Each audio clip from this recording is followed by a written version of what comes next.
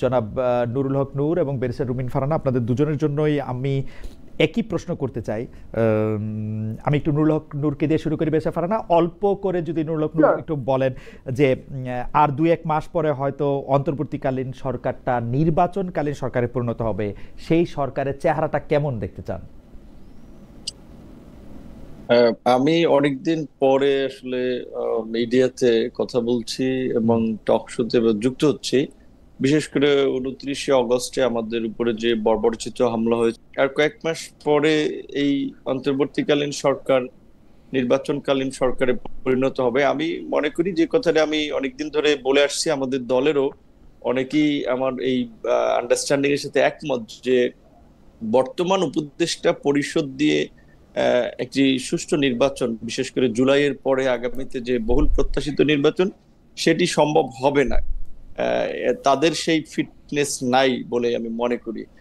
একটা সুষ্ঠু নির্বাচন করার জন্য, জন আকাঙ্ক্ষা পূরণের জন্য এই উপদেষ্টা পরিষদ অবশ্যই একটা পুনর্গঠন প্রয়োজন হবে, এবং আমি যতদূর জানি সরকারের মধ্যেও সেই আলোচনাটা আছে। সো নির্বাচনকালীন সরকার তফসিল ঘোষণার আগে আগে হয়তো কিছু পরিবর্তন আমরা দেখতে পারি। সেই ক্ষেত্রে যদি সেই ধরনের যোগ্য, দক্ষ, কমিটেড লোককে আমরা উপদেষ্টা পরিষদে দেখতে পাই, তাহলে হয়তো আমরা আশা করতে পারি যে একটা ভালো নির্বাচন হবে। কিন্তু এই কাঠামোতে এই উপদেষ্টা পরিষদ দিয়ে সেটি সম্ভব হবে না, এটুকু আমি আমার উপলব্ধি বা আন্ডারস্ট্যান্ডিং থেকে বলতে পারি। ব্যারিস্টার রুবিন ফারহানা, আপনিও কি এরকম মনে করেন যে নির্বাচনকালীন সরকার আসলে পুনর্গঠন হবেন? এটি জনাব নুরুল হক নূর বলছেন যে আপনি শুনলেন যে এই সরকারের আসলে নির্বাচনকালীন ফিটনেসই নাই। আপনার মন্তব্য একটু আমরা শুনতে চাই। দেখুন, একটা চমৎকার নির্বাচন বা ভালো নির্বাচন আসলে নির্ভর করে নির্বাচন কমিশন, সরকার, পলিটিক্যাল পার্টিজ, প্রার্থী, ভোটার সকলের উপরে। কিন্তু মূল চাবিটা কিন্তু সরকারের হাতে থাকে। তো সরকার যদি নিরপেক্ষ না হয়, সরকার যদি যথেষ্ট পরিমাণে কার্যকর সরকার না হয়, কিংবা সরকারের ব্যাপারে যদি সাধারণ মানুষের মধ্যে একটা পারসেপশন থাকে যে এই সরকার আইদার বায়াসড অর ইনকম্পিটেন্ট, দুটোই কিন্তু নির্বাচনের জন্য খুব খারাপ। সো বায়াসড বা ইনকম্পিটেন্ট যদি মানুষের ধারণা হয়, তাহলে এই সরকারের মধ্যে সত্যি ব্যাপক রদবদল করে একটা নির্বাচনকালীন সরকার হওয়া উচিত। কেন আমি বলছি খালেদ ভাই, দেখুন, নির্বাচনে আইন শৃঙ্খলা পরিস্থিতি একটা ভীষণ গুরুত্বপূর্ণ ব্যাপার, ভীষণ গুরুত্বপূর্ণ। সেখানে আমরা গত 14 মাসে বাংলাদেশের সবচেয়ে অবনতি যদি কোনো কিছুর হয়ে থাকে, সেটা আইন শৃঙ্খলা পরিস্থিতি। প্রথম দিকে আমরা শুনে এসেছি পুলিশ কাজ করছে না, পুলিশ অ্যাক্টিভ হচ্ছে না, তারা ভয় পেয়েছে, ট্রমার মধ্যে আছে। কিন্তু 14 much is a long time. এত দীর্ঘ সময়ে যদি কোনো সরকার, এবং আরো পার্টিকুলারলি বলতে গেলে আমাদের স্বরাষ্ট্র উপদেষ্টা, তিনি যদি পুলিশকে যথেষ্ট অ্যাক্টিভ করতে না পারেন যে পুলিশ মব বন্ধ করবে, পুলিশ নারী এবং সংখ্যালঘুদের নিরাপত্তা দিতে সক্ষম হবে, পুলিশ ভিন্ন মতের মানুষকে যথেষ্ট পরিমাণ নিরাপত্তা দিবে, সেই রকম অবস্থায় যদি দেশটা না যায়, তাহলে আমরা কিভাবে নির্বাচন করি আপনি বলেন? তো আমার মনে হয় যে যেহেতু অনেক বছর পর বাংলাদেশে একটি নির্বাচন হতে যাচ্ছে, এবং এই নির্বাচনটার দিকে কেবল যে বাংলাদেশের পলিটিক্যাল পার্টিস গুলো তাকিয়ে আছে তা না, সাধারণ মানুষের উৎসাহ উদ্দীপনাও কিন্তু চোখে পড়ার মতো। সম্প্রতি একটা জরিপে দেখলাম 90%-এর উপরে ভোটার আশা করছেন যে তারা ভোট কেন্দ্রে যাবেন এবং ভোটটা দিতে পারবেন। তারা যাতে নিরাপদে ভোট কেন্দ্রে যেতে পারেন এবং তারা যাতে নিরাপদে তাদের প্রতিনিধি নির্বাচন করতে পারেন, তার পুরো দায়িত্বটা এই সরকারের। তো আশা করব। বেশি ফারহানা, দুইটা ছোট সম্পর্ক প্রশ্ন আপনাকে দিয়ে একটু শুরু করি। আপনিও কি মনে করছেন তাহলে এই নির্বাচনকালীন সরকারকে, আপনি যেহেতু মনে করছেন যে উপদেষ্টা পরিষদ পুনর্গঠন হতে পারে, সেই ক্ষেত্রে আপনি কি মনে করেন যে উপদেষ্টা পরিষদের ব্যর্থতার দায় নিয়ে ডক্টর ইউনূসকেও কি সরে যাওয়া উচিত, নাকি ডক্টর ইউনূসের, এটাও আপনাদের দুজনের কাছেই প্রশ্ন, নাকি ডক্টর ইউনূস থাকবেন, অন্য উপদেষ্টারা আসবেন? আপনি কোন ফরম্যাটটা ভাবছেন যে ভালো হবে? দেখুন, আমি আজকে একটা নিউজে দেখছিলাম যে ভোটের দিন পর্যন্ত তরুণদেরকে ভোটার করবার একটা আবেদন করেছে এনসিপি। তারা চাইছে ভোটের দিন পর্যন্ত ভোটার হোক। এনসিপি হচ্ছে সেই পলিটিক্যাল পার্টি যারা গণ অভ্যুত্থানের পর কিংস পার্টি হিসেবে ব্যাপকভাবে পরিচিতি লাভ করে। এখন প্রশ্ন আসতে পারে, এর প্রমাণ কি যে তারা কিংস পার্টি? প্রমাণ কিছু নাই খালেদ ভাই, বাট পলিটিক্স এর perception is reality, very important. যখন ডক্টর মোহাম্মদ ইউনূস তাদেরকে নিয়োগকর্তা বলেন, যখন ডক্টর মোহাম্মদ ইউনূস তাদেরকে মাস্টার মাইন্ড বলেন, যখন ডক্টর মোহাম্মদ ইউনূস তাদেরকে দল খোলার পরামর্শ দেন এবং সেটা তিনি ওপেনলি বিদেশি গণমাধ্যমকে জানান যে তাদেরকে আমি দল খুলতে বলেছি, না হলে জুলাই স্পিরিট নষ্ট হয়ে যাবে। যখন আমরা দেখি তিনি পদত্যাগ করার সিদ্ধান্ত নেন নাহিদ ইসলামকে ডেকে, এবং যখন আমরা দেখি নাহিদ ইসলাম যখন তাদের ক্যাবিনেট থেকে মানে সরে যাচ্ছেন, বিদায় নিচ্ছেন, সেই সময় তাকে প্রাইম মিনিস্টার দেখবার ইচ্ছা একেবারে খোলাখুলি প্রকাশ করেন প্রেস সচিব। আবার আমরা দেখি সার্জিস আলম বলছেন যে ডক্টর মোহাম্মদ ইউনূসকে একটা নির্বাচিত সরকারের প্রধানমন্ত্রী হিসেবে দেখা তার দীর্ঘদিনের স্বপ্ন। তখন আপনি আমাকে নিজেই বলেন যে এই সরকার, আমি আবার আপনি যে অংশটুকু দেখতে পান না, ওইটা আবার আমি দেখি যে উনি মহাসাগর পাড়ি দিয়ে একটি দলের চেয়ারম্যানের সঙ্গে দেখা করে আসছেন, তার সাথে দেখা করে ডিসেম্বরের ইলেকশন ফেব্রুয়ারিতে হয়ে যাচ্ছে। আমি দেখতে পাচ্ছি যে ডক্টর মোহাম্মদ ইউনূস এবং একটি পার্টির পক্ষ থেকে যৌথ সংবাদ সম্মেলন করা হচ্ছে। আমি এইটা শুনতে পাই ওই দলের ভারপ্রাপ্ত চেয়ারম্যানের পক্ষে যে দলে প্রধানমন্ত্রী হলে তিনি কি কি করবেন সেটাও শুনতে চেয়েছেন ডক্টর মোহাম্মদ ইউনূস। তো আমি তো ওইটাও দেখতে পাই, মানে আমি আমি আমি আমি দেখি যে বিএনপি যা চায় বাংলাদেশে তাই হইতেছে, আমি এটাও দেখি বেরেসা ফারানা। খালেদ ভাই, তাহলে আপনার যুক্তি এবং আমার যুক্তি দুটো যদি আমরা পাশাপাশি রাখি, it makes a circle, and that circle says that Dr. Mohammad Yunus should not be in the head chair, তাই না? তাহলে কি ডক্টর মোহাম্মদ ইউনূস থাকবেন, উপদেষ্টা পরিষদ চেঞ্জ হবে? এটাই বুঝতে চাইতেছিলাম যে আপনি তো অনেক কৌশলী এবং প্রতিনিধিত্বশীল আইনজীবী, মানে আপনার সব কথা হয়তো বুঝতে পারবো না, মানে আপনার মনটা কি মনে করতেছে সেইটা একটু চাইতেছি। মানে আপনার যে যুক্তিগুলো সেগুলো ধরলে উনি বিএনপির প্রতি বায়াসড, আর আমার যুক্তিগুলো ধরলে উনি এনসিপির প্রতি বায়াসড। সো যেই দিকে উনি বায়াস থাকেন না কেন সেটাই ইন্ডিকেট করে he should not be in the head chair, সেটাই আমি বলেছি। ও আচ্ছা আচ্ছা, কিন্তু আমার কাছে মনে উনি যদি সব দিকেই বায়াস থাকেন, এখন যদি নূরকে আমি একটু জানতে চাইবো যে জনাব নূর, আপনি কি মনে করেন ডক্টর মোহাম্মদ ইউনূসের কিছু সময় আমি জামায়াতের প্রতিও বায়াস দেখছি, মানে এটা কি ভালো? আমারে যেমন অ্যাক্রস দ্য পার্টি অনেকেই মানে আমাকে বলেছেন যে তারা ডক্টর মোহাম্মদ ইউনূসকে চান, আবার অ্যাক্রস দ্য পার্টি অনেকেই বলেছেন যে তারা ডক্টর মোহাম্মদ ইউনূসকে একেবারেই চান না। এটা কি ভালো না খারাপ? আপনার কাছে কি মনে হয়, উপদেষ্টা পরিষদ পুনর্গঠন করলে ডক্টর মোহাম্মদ ইউনূস সহ বাকি উপদেষ্টারা, নাকি ডক্টর মোহাম্মদ ইউনূস বাদে মানে পুরো উপদেষ্টা পরিষদই চেঞ্জ, আপনি কি মনে করেন? এখন পরিস্থিতিটা তো এমন, আসলে কাউকে না কাউকে ট্রাস্ট করতে হবে। তো ডক্টর মোহাম্মদ ইউনূসের মতো একজন সম্মানিত ব্যক্তি, আন্তর্জাতিকভাবে পরিচিত, আমরা তো খুব একটা ফ্যাসিনেশন আমাদের ছিল যে সে আমাদের দেশের গভর্নমেন্টের দায়িত্ব নিলে আমরা একটা উন্নত রাষ্ট্রের দিকে যাব, আমাদের একটা অন্যরকমের ভাবমূর্তি তৈরি হবে। সেই জায়গা থেকে আমরা তার গভর্নমেন্টকে খুব ওয়েলকাম করেছিলাম প্রথম দিকে, কিন্তু তার টিমটা আসলে তিনি নিজে সাজিয়েছেন নাকি তাকে সাজিয়ে দেওয়া হয়েছে সেটা আমরা এক্স্যাক্টলি জানি না। তবে এখন যখন নাহিদ ইসলাম বলছেন যে উপদেষ্টারা আপনার তারা প্রতারণা করছেন, তারা কথা রাখেন নাই, তখন বোঝা যাচ্ছে যে এখানে একটা নেগোসিয়েশনের মধ্যে দিয়ে উপদেষ্টা পরিষদ গঠিত হয়েছিল, সেখানে কিছু শর্ত ছিল যারা যারা উপদেষ্টা হবেন কি করবেন না করবেন। তো সেই দিক থেকে মনে হচ্ছে যে ডক্টর মোহাম্মদ ইউনূস আসলে একটা ভালো টিম পান নাই খেলার জন্য, যেটা আমরা ক্রিকেট ফুটবলের যদি কথা ভাবি, এখানে ডক্টর মোহাম্মদ ইউনূস হতে পারেন এখানে মেসি কিংবা ধরেন একজন ভালো প্লেয়ার, কিন্তু একজন প্লেয়ার দিয়ে তো আসলে একটা টিম জেতানো যায় না, যদি তার সাথে প্যারালাল অন্য প্লেয়াররা ভালো না খেলতে পারে। আমি এটা বুঝতে পারতেছি, তার মানে কি ডক্টর আমি সরল প্রশ্নই করতেছি, আসলে কোনো প্যাচ ঘোষ নাই, মানে ডক্টর মোহাম্মদ ইউনূসের রাইখা উপদেষ্টা পরিষদ বদলানো হবে, নাকি ডক্টর মোহাম্মদ ইউনূস সহই উপদেষ্টা পরিষদ মানে আপনি ফিটনেস ছাড়া বলতেছেন? আমি কিন্তু দেখি কি, আমি জনাব নুরুল হক নূর, আমি দেখি একজন নেতা তার কর্মীদের দিয়েই ভালো মন্দ নির্বাচিত হয়, তার কর্মীরা যদি খারাপ হয় নেতাও খারাপ, এই হচ্ছে আমার দেখার জিনিস। জনাব নুরুল হক নূরের এই কথা বলার আর কোনো সুযোগ নাই, গণ অধিকার পরিষদের ওই নেতারা খালি খারাপ আমি খালি ভালো, এটা পৃথিবীতে কোনো নেতা বলে না। যদি উপদেষ্টা পরিষদ আনফিট হয়, আমার রিডিং হচ্ছে আপনি ডক্টর ইউনূসকেও আনফিট বলতেছেন।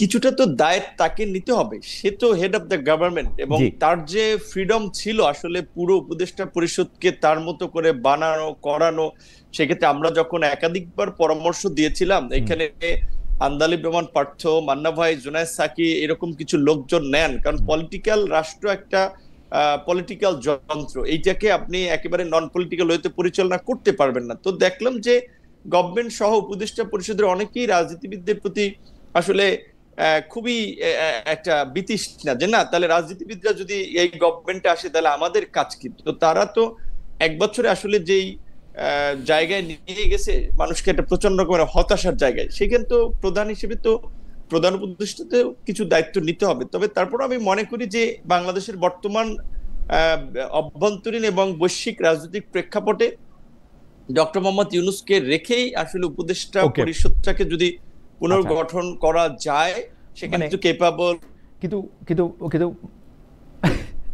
কিন্তু করা যায়, তবে একটা ভালো নির্বাচনের দিকে আমরা যেতে পারি। কিন্তু মান্না ভাই, সাকিব ভাই, উনারা তো পলিটিক্স করবেন, উনারা কি অন্তর্বর্তী সরকারে আসবেন? উনারা তো ইলেকশন করবেন না, এখন তো কেউ আসবে না। আমরা শুরুর দিকে বলেছিলাম কিছু পলিটিক্যাল ফিগারকে। আচ্ছা নূর সাহেব, কাকে দিয়ে পাল্টাবেন? আলাপ আলোচনা করলে, ধরেন খুঁজলে, আমাকে দায়িত্ব দিলে বা রুমিন ফারহানাকে দায়িত্ব দিলে তারা বের করবে, কিন্তু আমাদেরকে তো ওই দায়িত্বটা দেয় নাই যে আমরা খুঁজে বের করব। ধরেন নূর, আপনি খুবই গুরুত্বপূর্ণ একটা পলিটিক্যাল পার্সন, তো আপনাকে কেমনে এই দায়িত্ব দিবে? আপনি তো আপনার ইচ্ছা মতো লোক যথা আমারে বসাই দিবেন ওখানে, যাতে আমি আপনারে ফেভার করি, রাইট? না, কিন্তু আলটিমেটলি এখন সেটা তো উচিত হবে না। সেইটাই ধরেন অন্যান্য সময় যে কেয়ারটেকার গভর্নমেন্ট গঠিত হতো, কিংবা এখন যে জুলাই সনদেও যে কেয়ারটেকার গভর্নমেন্ট গঠনের যে বিধানটা রাখা হয়েছে, সেখানে কিন্তু বলা হয়েছে যে সরকারি দল আপনার কেয়ারটেকার হিসেবে 3 জনের নাম দিবে, চিফ হিসেবে বিরোধী দল 3 জনের নাম দিবে, অন্যান্য পার্টিগুলো নাম দিবে, সেখান থেকে একজনকে আপনার চুজ করবে বা বাছাই করবে।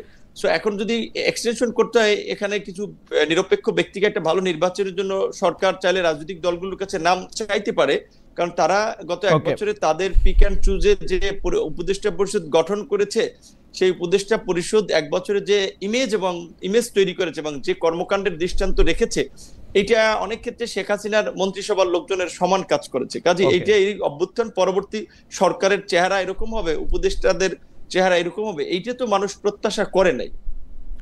ওকে, জনাব নূরের বক্তব্যটাকে যদি আমি এক লাইনে সামারাইজ করি, তাহলে তিনি মনে করছেন নির্বাচন সরকার হচ্ছে ডক্টর ইউনূস সহ অন্য আরো কিছু ফিট উপদেষ্টা, যার নাম আসলে পলিটিক্যাল পার্টি থেকে নেওয়া যেতে পারে।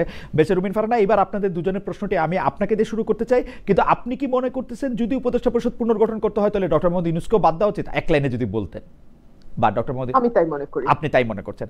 আচ্ছা, এই প্রসঙ্গে একটু আপনাকে দিয়ে প্রশ্নটা শুরু করতে চাই, যে প্রশ্নটা জনাব নূরকেও একটু জবাব দিতে হবে। জনাব নূর অবশ্য কথাটা একটু তুলছেন, সেটা হচ্ছে 1-11 সরকারের শেষটায় সেফ এক্সিট কথাটা আমরা শুনছি, কিন্তু সেই 2007-এর সেই সরকারের সময়, সেই সময় আমরা সেফ এক্সিট ফখরুদ্দিন সাহেবকে বা মঈনুদ্দিন সাহেবকে, আমরা জেনারেল মঈনুদ্দিন সাহেবকে আমরা নিতেও দেখেছি আসলে, বা তারা একটা এই সেফ এক্সিটের ভাবনাটা ভেবেছেন। যদিও ফখরুদ্দিন সাহেব চলে গেছিলেন, মঈনুদ্দিন সাহেব আরও কিছুদিন সেনাপ্রধান ছিলেন, কিন্তু সেফ এক্সিটটা তার মাথায় ছিল এবং তিনি কিন্তু বিদেশেই অবস্থান করছেন সেই চাকরি শেষ হওয়ার পর। কিন্তু যেই সরকার গণ অভ্যুত্থানের দায়িত্ব মানে ম্যান্ডেট নিয়ে দায়িত্ব নিয়েছে, তাদের কেন সেফ এক্সিট খুঁজতে হবে? সেই সেফ এক্সিটের ব্যাখ্যা দিতে গিয়ে সৈয়দা রিজওয়ানা হাসান কিন্তু বলেছেন, যে একজন উপদেষ্টা, যে এইটা যিনি বলেছেন তাকেই কিন্তু আসলে এটা বলতে হবে। জনাব ফাজুল করিম খান আরেকজন উপদেষ্টা, তিনি বলেছেন যে তিনি কোনো সেফ এক্সিটের কথা চিন্তা করছেন না, তিনি এখানেই থাকবেন।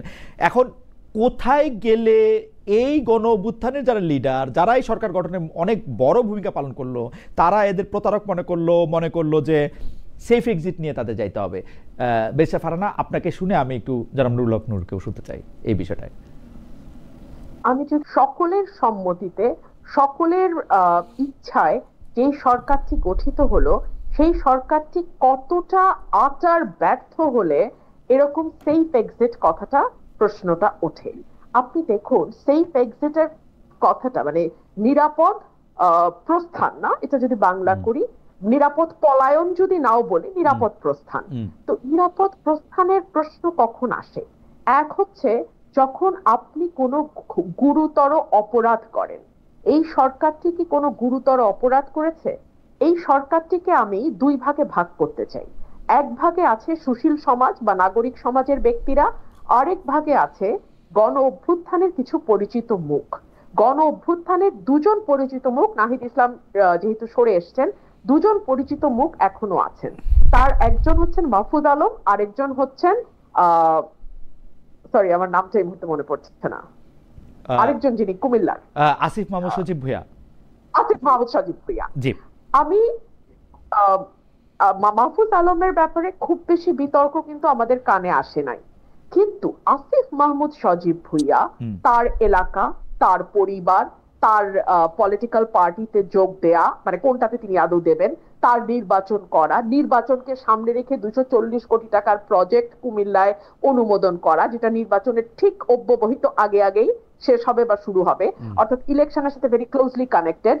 এই বিষয়গুলো কিন্তু ভালো বার্তা দেয় না। এখন আসেন নাগরিক সমাজ। প্রথম থেকে আসিফ মাহমুদ সজীব ভুঁইয়া যেটাই বলছেন আর কি, যে তিনি অনেক বেশি মানে বিরোধী প্রপাগান্ডার শিকার হয়েছেন নানা কারণে। যাই হোক, সেটাকেও যদি আমরা আলাদা করে রাখি, যে মানে তাকে যেহেতু দায়িত্ব দেওয়া হয়েছে, যেমন বিএনপির পক্ষ থেকে তার বিরুদ্ধে যেটা সবচেয়ে বেশি বলা হয়েছে যে ওই দক্ষিণ ঢাকার মেয়র হিসেবে তিনি ইশাককে বসতে দেন নাই, এবং এটা সম্পূর্ণ তারই সিদ্ধান্ত।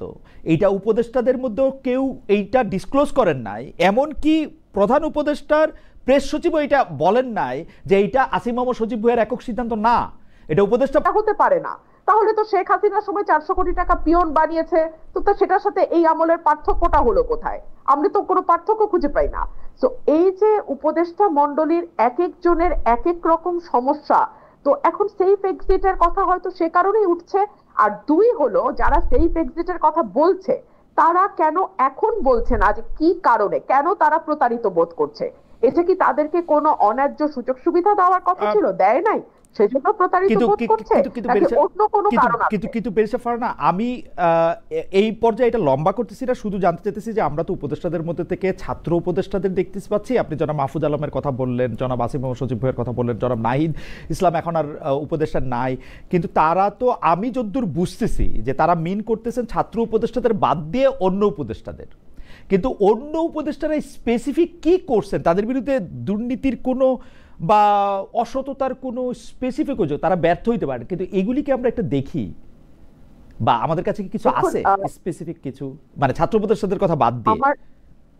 আমার একটা পরিচয় তো আইনজীবীও, তো আইনে একটা কথা বলা হয়, হি হু অ্যালেজেস মাস্ট প্রুভ।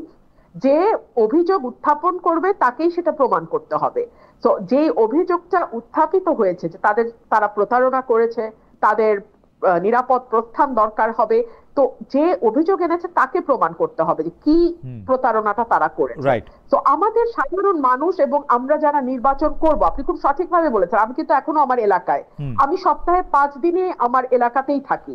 তো আমরা এই যে মানে জীবন দিয়ে কাজ করছি, এত কষ্ট করছি, এরপরে যদি আমরা গিয়ে দেখি যে আগে ভাগেই কোনো না কোনো ডিলিং কোনো না কোনো রাজনৈতিক দলের সাথে উপদেষ্টাদের কিংবা উপদেষ্টা পরিষদের হয়ে আছে, কিংবা নির্বাচনে একরকম ধোঁয়াশা দেখছি, কারণ আমি অনেক বেশি সরব, অনেক বেশি সমালোচনা করি এই সরকারের, সুতরাং আমার নির্বাচনের সময় আমি জানি না আমি কিরকম ট্রিটমেন্ট পাবো।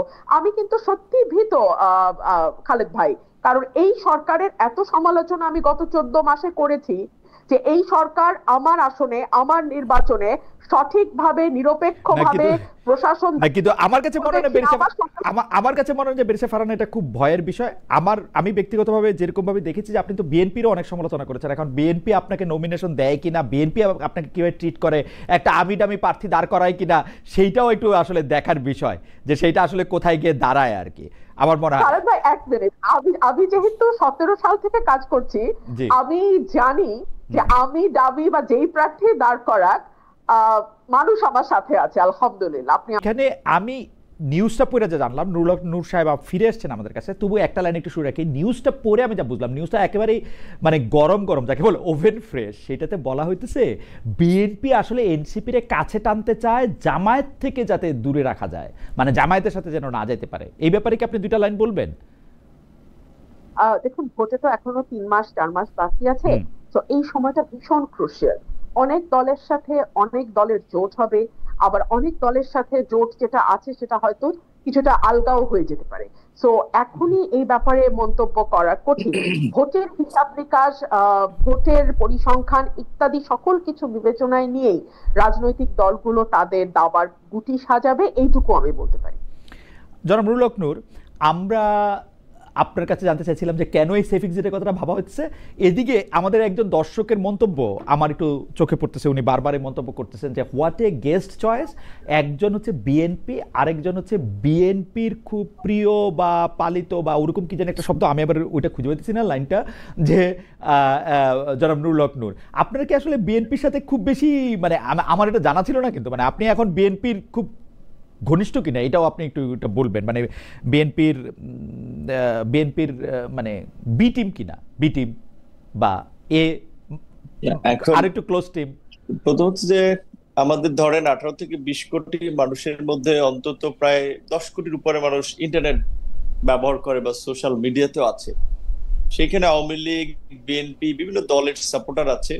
কাজে সবাই চায় তার ব্লকে রাখতে, তার ব্লকের বাইরে কথা বললেই এত তীর্যক ভাষায় মন্তব্য করে। সেই ক্ষেত্রে আমাদের মধ্যে যে একটা সোশ্যাল মিডিয়ায় ন্যূনতম একটা সেন্স থাকা দরকার, এটা আমরা অনেক ক্ষেত্রে ভুলে যাই। সো এখন এইগুলোকে খুব বেশি আমি প্রাধান্য দিতে চাই না, কারণ রাজনীতি করলে তো এগুলো শোনাই লাগবে। তারপরে যে আপনি যে প্রশ্নটা করেছেন সেইটার বিষয়ে, যে বিএনপির সাথে ঘনিষ্ঠতা বা দূরত্ব বলতে কিরকম বুঝাবে সেটা আমি জানি না। তবে আমি এইটুকু বলতে পারি যে গত এই আওয়ামী লীগের 1.5 দশকে আমরা বিভিন্ন ক্ষেত্রে যেই ভূমিকাগুলো নিয়েছি বা যেই কাজগুলো করেছি আন্দোলন সংগ্রাম থেকে শুরু করে, সেখানে অনেকখানি বিএনপির ফেভারে গিয়েছে। ধরেন এই আন্দোলনের প্রেক্ষাপটটা তো আমরাই তৈরি করেছি 2018 সালে কোটা সংস্কার আন্দোলন। অবশ্য আমরা আমাদের প্রশ্নে ফিরে আসি, কারণ আপনি যখন এই প্রশ্নের জবাব দিচ্ছেন তখনই আবার আরেকজন দর্শক বলছেন নূর তো জামায়াত ঘেঁষা, তিনি আর কি বলবেন। অর্থাৎ আপনি একই সাথে বিএনপি ঘেঁষাও, জামাত ঘেঁষাও,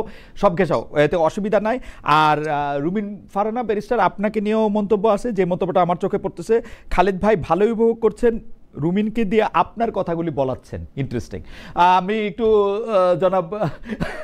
জনাব নুরুল হক নূর আপনার কাছে আসতে চাই, এই সেফ এক্সিটের কথাটা এবং উপদেষ্টা পরিষদের মধ্যে কারা আসলে মানে মানে শত্রুতে পরিণত হইল এই যারা অভ্যুত্থানের নেতৃত্ব দিলেন দলটার সঙ্গে?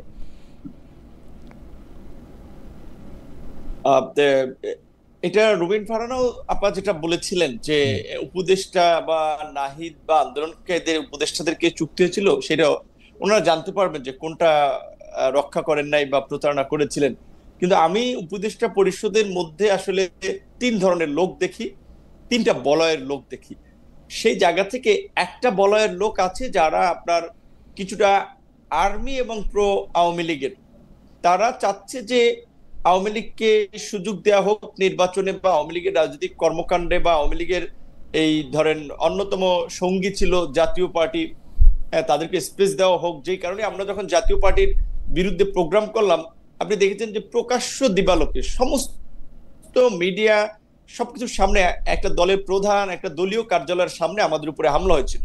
যদিও লোক দেখার একটা তদন্ত কমিটি হয়েছে, সেই তদন্ত কমিটির প্রতিবেদন আদৌ আলোর মুখ দেখে কিনা, কোনো ব্যবস্থা নেওয়া হয় কিনা সেটা আমরা জানি না। কিন্তু এটা শেখ হাসিনার আমলে, শেখ হাসিনাকে তো আমরা ফ্যাসিস্ট বলছি, আওয়ামী লীগকে তো আমরা ফ্যাসিস্ট বলছি। এইভাবে হ্যাঁ গুম করেছে, খুন করেছে, কিন্তু বিএনপির কোন নেতা কর্মী, শীর্ষ নেতাদেরকে কার্যালয়ের সামনে এইভাবে বোধহয় আপনার পিটিয়ে আহত করেনি। তো আমাদেরকে সেটা করেছে। সো কেন আমরা জাতীয় পার্টির বিরুদ্ধে আন্দোলন করেছিলাম বা প্রতিবাদ করেছিলাম, কারণ তারা চাচ্ছে যে সেই গভর্নমেন্টের অংশটা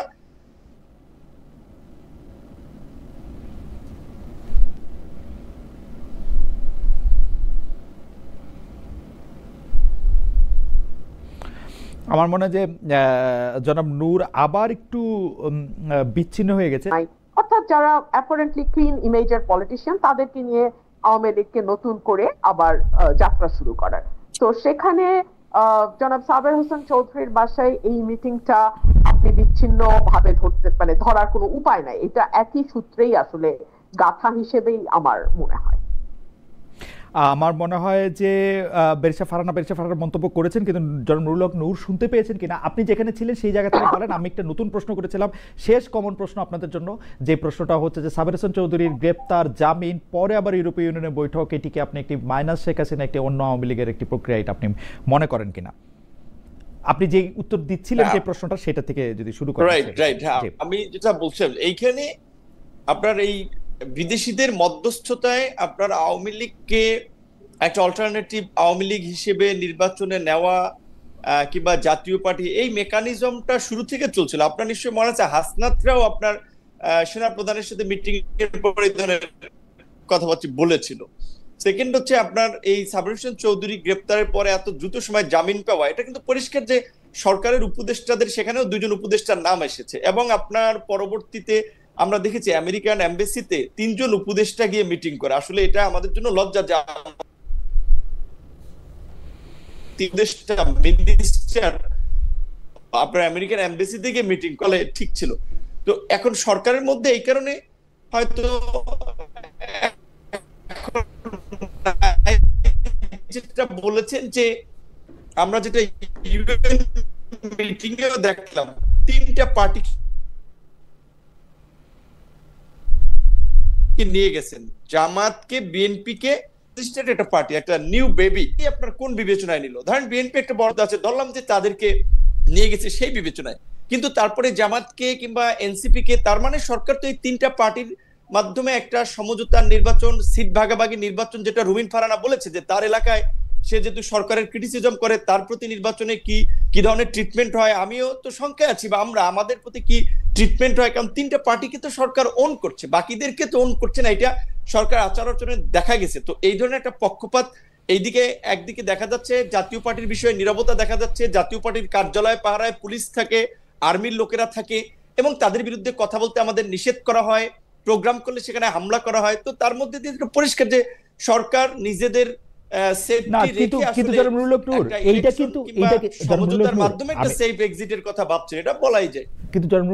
আমি কিন্তু এই প্রশ্নটা আপনাকে একটু পরে করতে চাইছিলাম, কিন্তু এখনই একটু করতে বাধ্য হতেছি, যে সেটা হলো যে আপনার উপরে কারা আঘাত করছে, কারা মারছে, ভিডিওতে এই ছবিটা কিন্তু স্পষ্ট। সেখানে আপনারা কিন্তু মামলার উদ্যোগ নিয়েছেন জাতীয় পার্টির এগেনস্টে, জাতীয় পার্টির নেতাদের বিরুদ্ধে, এবং জাতীয় পার্টির এগেনস্টে মামলা করার ক্ষেত্রে বা জাতীয় পার্টির অফিস গিয়ে আপনারা ভাঙতে গেছেন, যেটা আমরা নুরুল হক নূরে আগে কখনো দেখি নাই, বা অভিমুখে আপনি যাত্রা করতে গেছেন। এটা একটা এক্সিকিউটিভ সিদ্ধান্ত হবে। আপনি যদি মনে করেন সেই এক্সিকিউটিভ সিদ্ধান্ত এক্সিকিউটিভ কর্তৃপক্ষের করতে হবে, আপনারা তাদের দিকে যাবেন। আপনারা জাতীয় পার্টির দিকে গেলেন কেন? মানে এবং জাতীয় পার্টিকে মানে মানে এইটা এইটা এইটা এইটা এইটা কি এই কাহিনীটা কি খুব সরল নাকি? নুরুল হক নূর, আপনি জানেন যে আপনাকে আমি অনেকদিন চিনি, আমি কিন্তু আমার এই প্রশ্নটা করতেই দিছে, আপনি কি কারণে দিয়ে সেট আপ হইলেন? যে এটাই আমি বলতেছি খালেদ ভাই, এইখানে প্রথমত মিডিয়ায় হয়তো বিষয়টা সঠিকভাবে তুলে ধরতে পারে না। দেখেন, আমরা ওই দিন প্রথম একটা মিছিল করে আমাদের মিছিল সমাপ্ত করেছি। তারপরে যখন জাতীয় পার্টির মহাসচিব এবং চেয়ারম্যান তারা যখন সংবাদ সম্মেলন করে আমাদের বিরুদ্ধে কতগুলো মিথ্যা এলিগেশন দিলেন যে তারা জাতীয় পার্টির কার্যালয় দখল করতে আসছে, প্রস্তুতি নিয়েছে। আসলে আমাদের প্রথম মিছিল তো পিসফুলি শেষ করেছে, আমাদের এই ধরনের কোনো ইন্টেনশন ছিল না। তাহলে তো এই গণ অভ্যুত্থানের 1 বছর পরে কেন আমরা দখল করতে যাবো? এটা তো শুরুর দিকেও করতে পারতাম যদি আমাদের ওই ধরনের ইন্টেনশন থাকতো। দ্বিতীয়ত, এই 1 বছরে আমাদের গণ অধিকার পরিষদের কোন নেতা কর্মীর বিরুদ্ধে এই ধরনের কোন মব তৈরি করা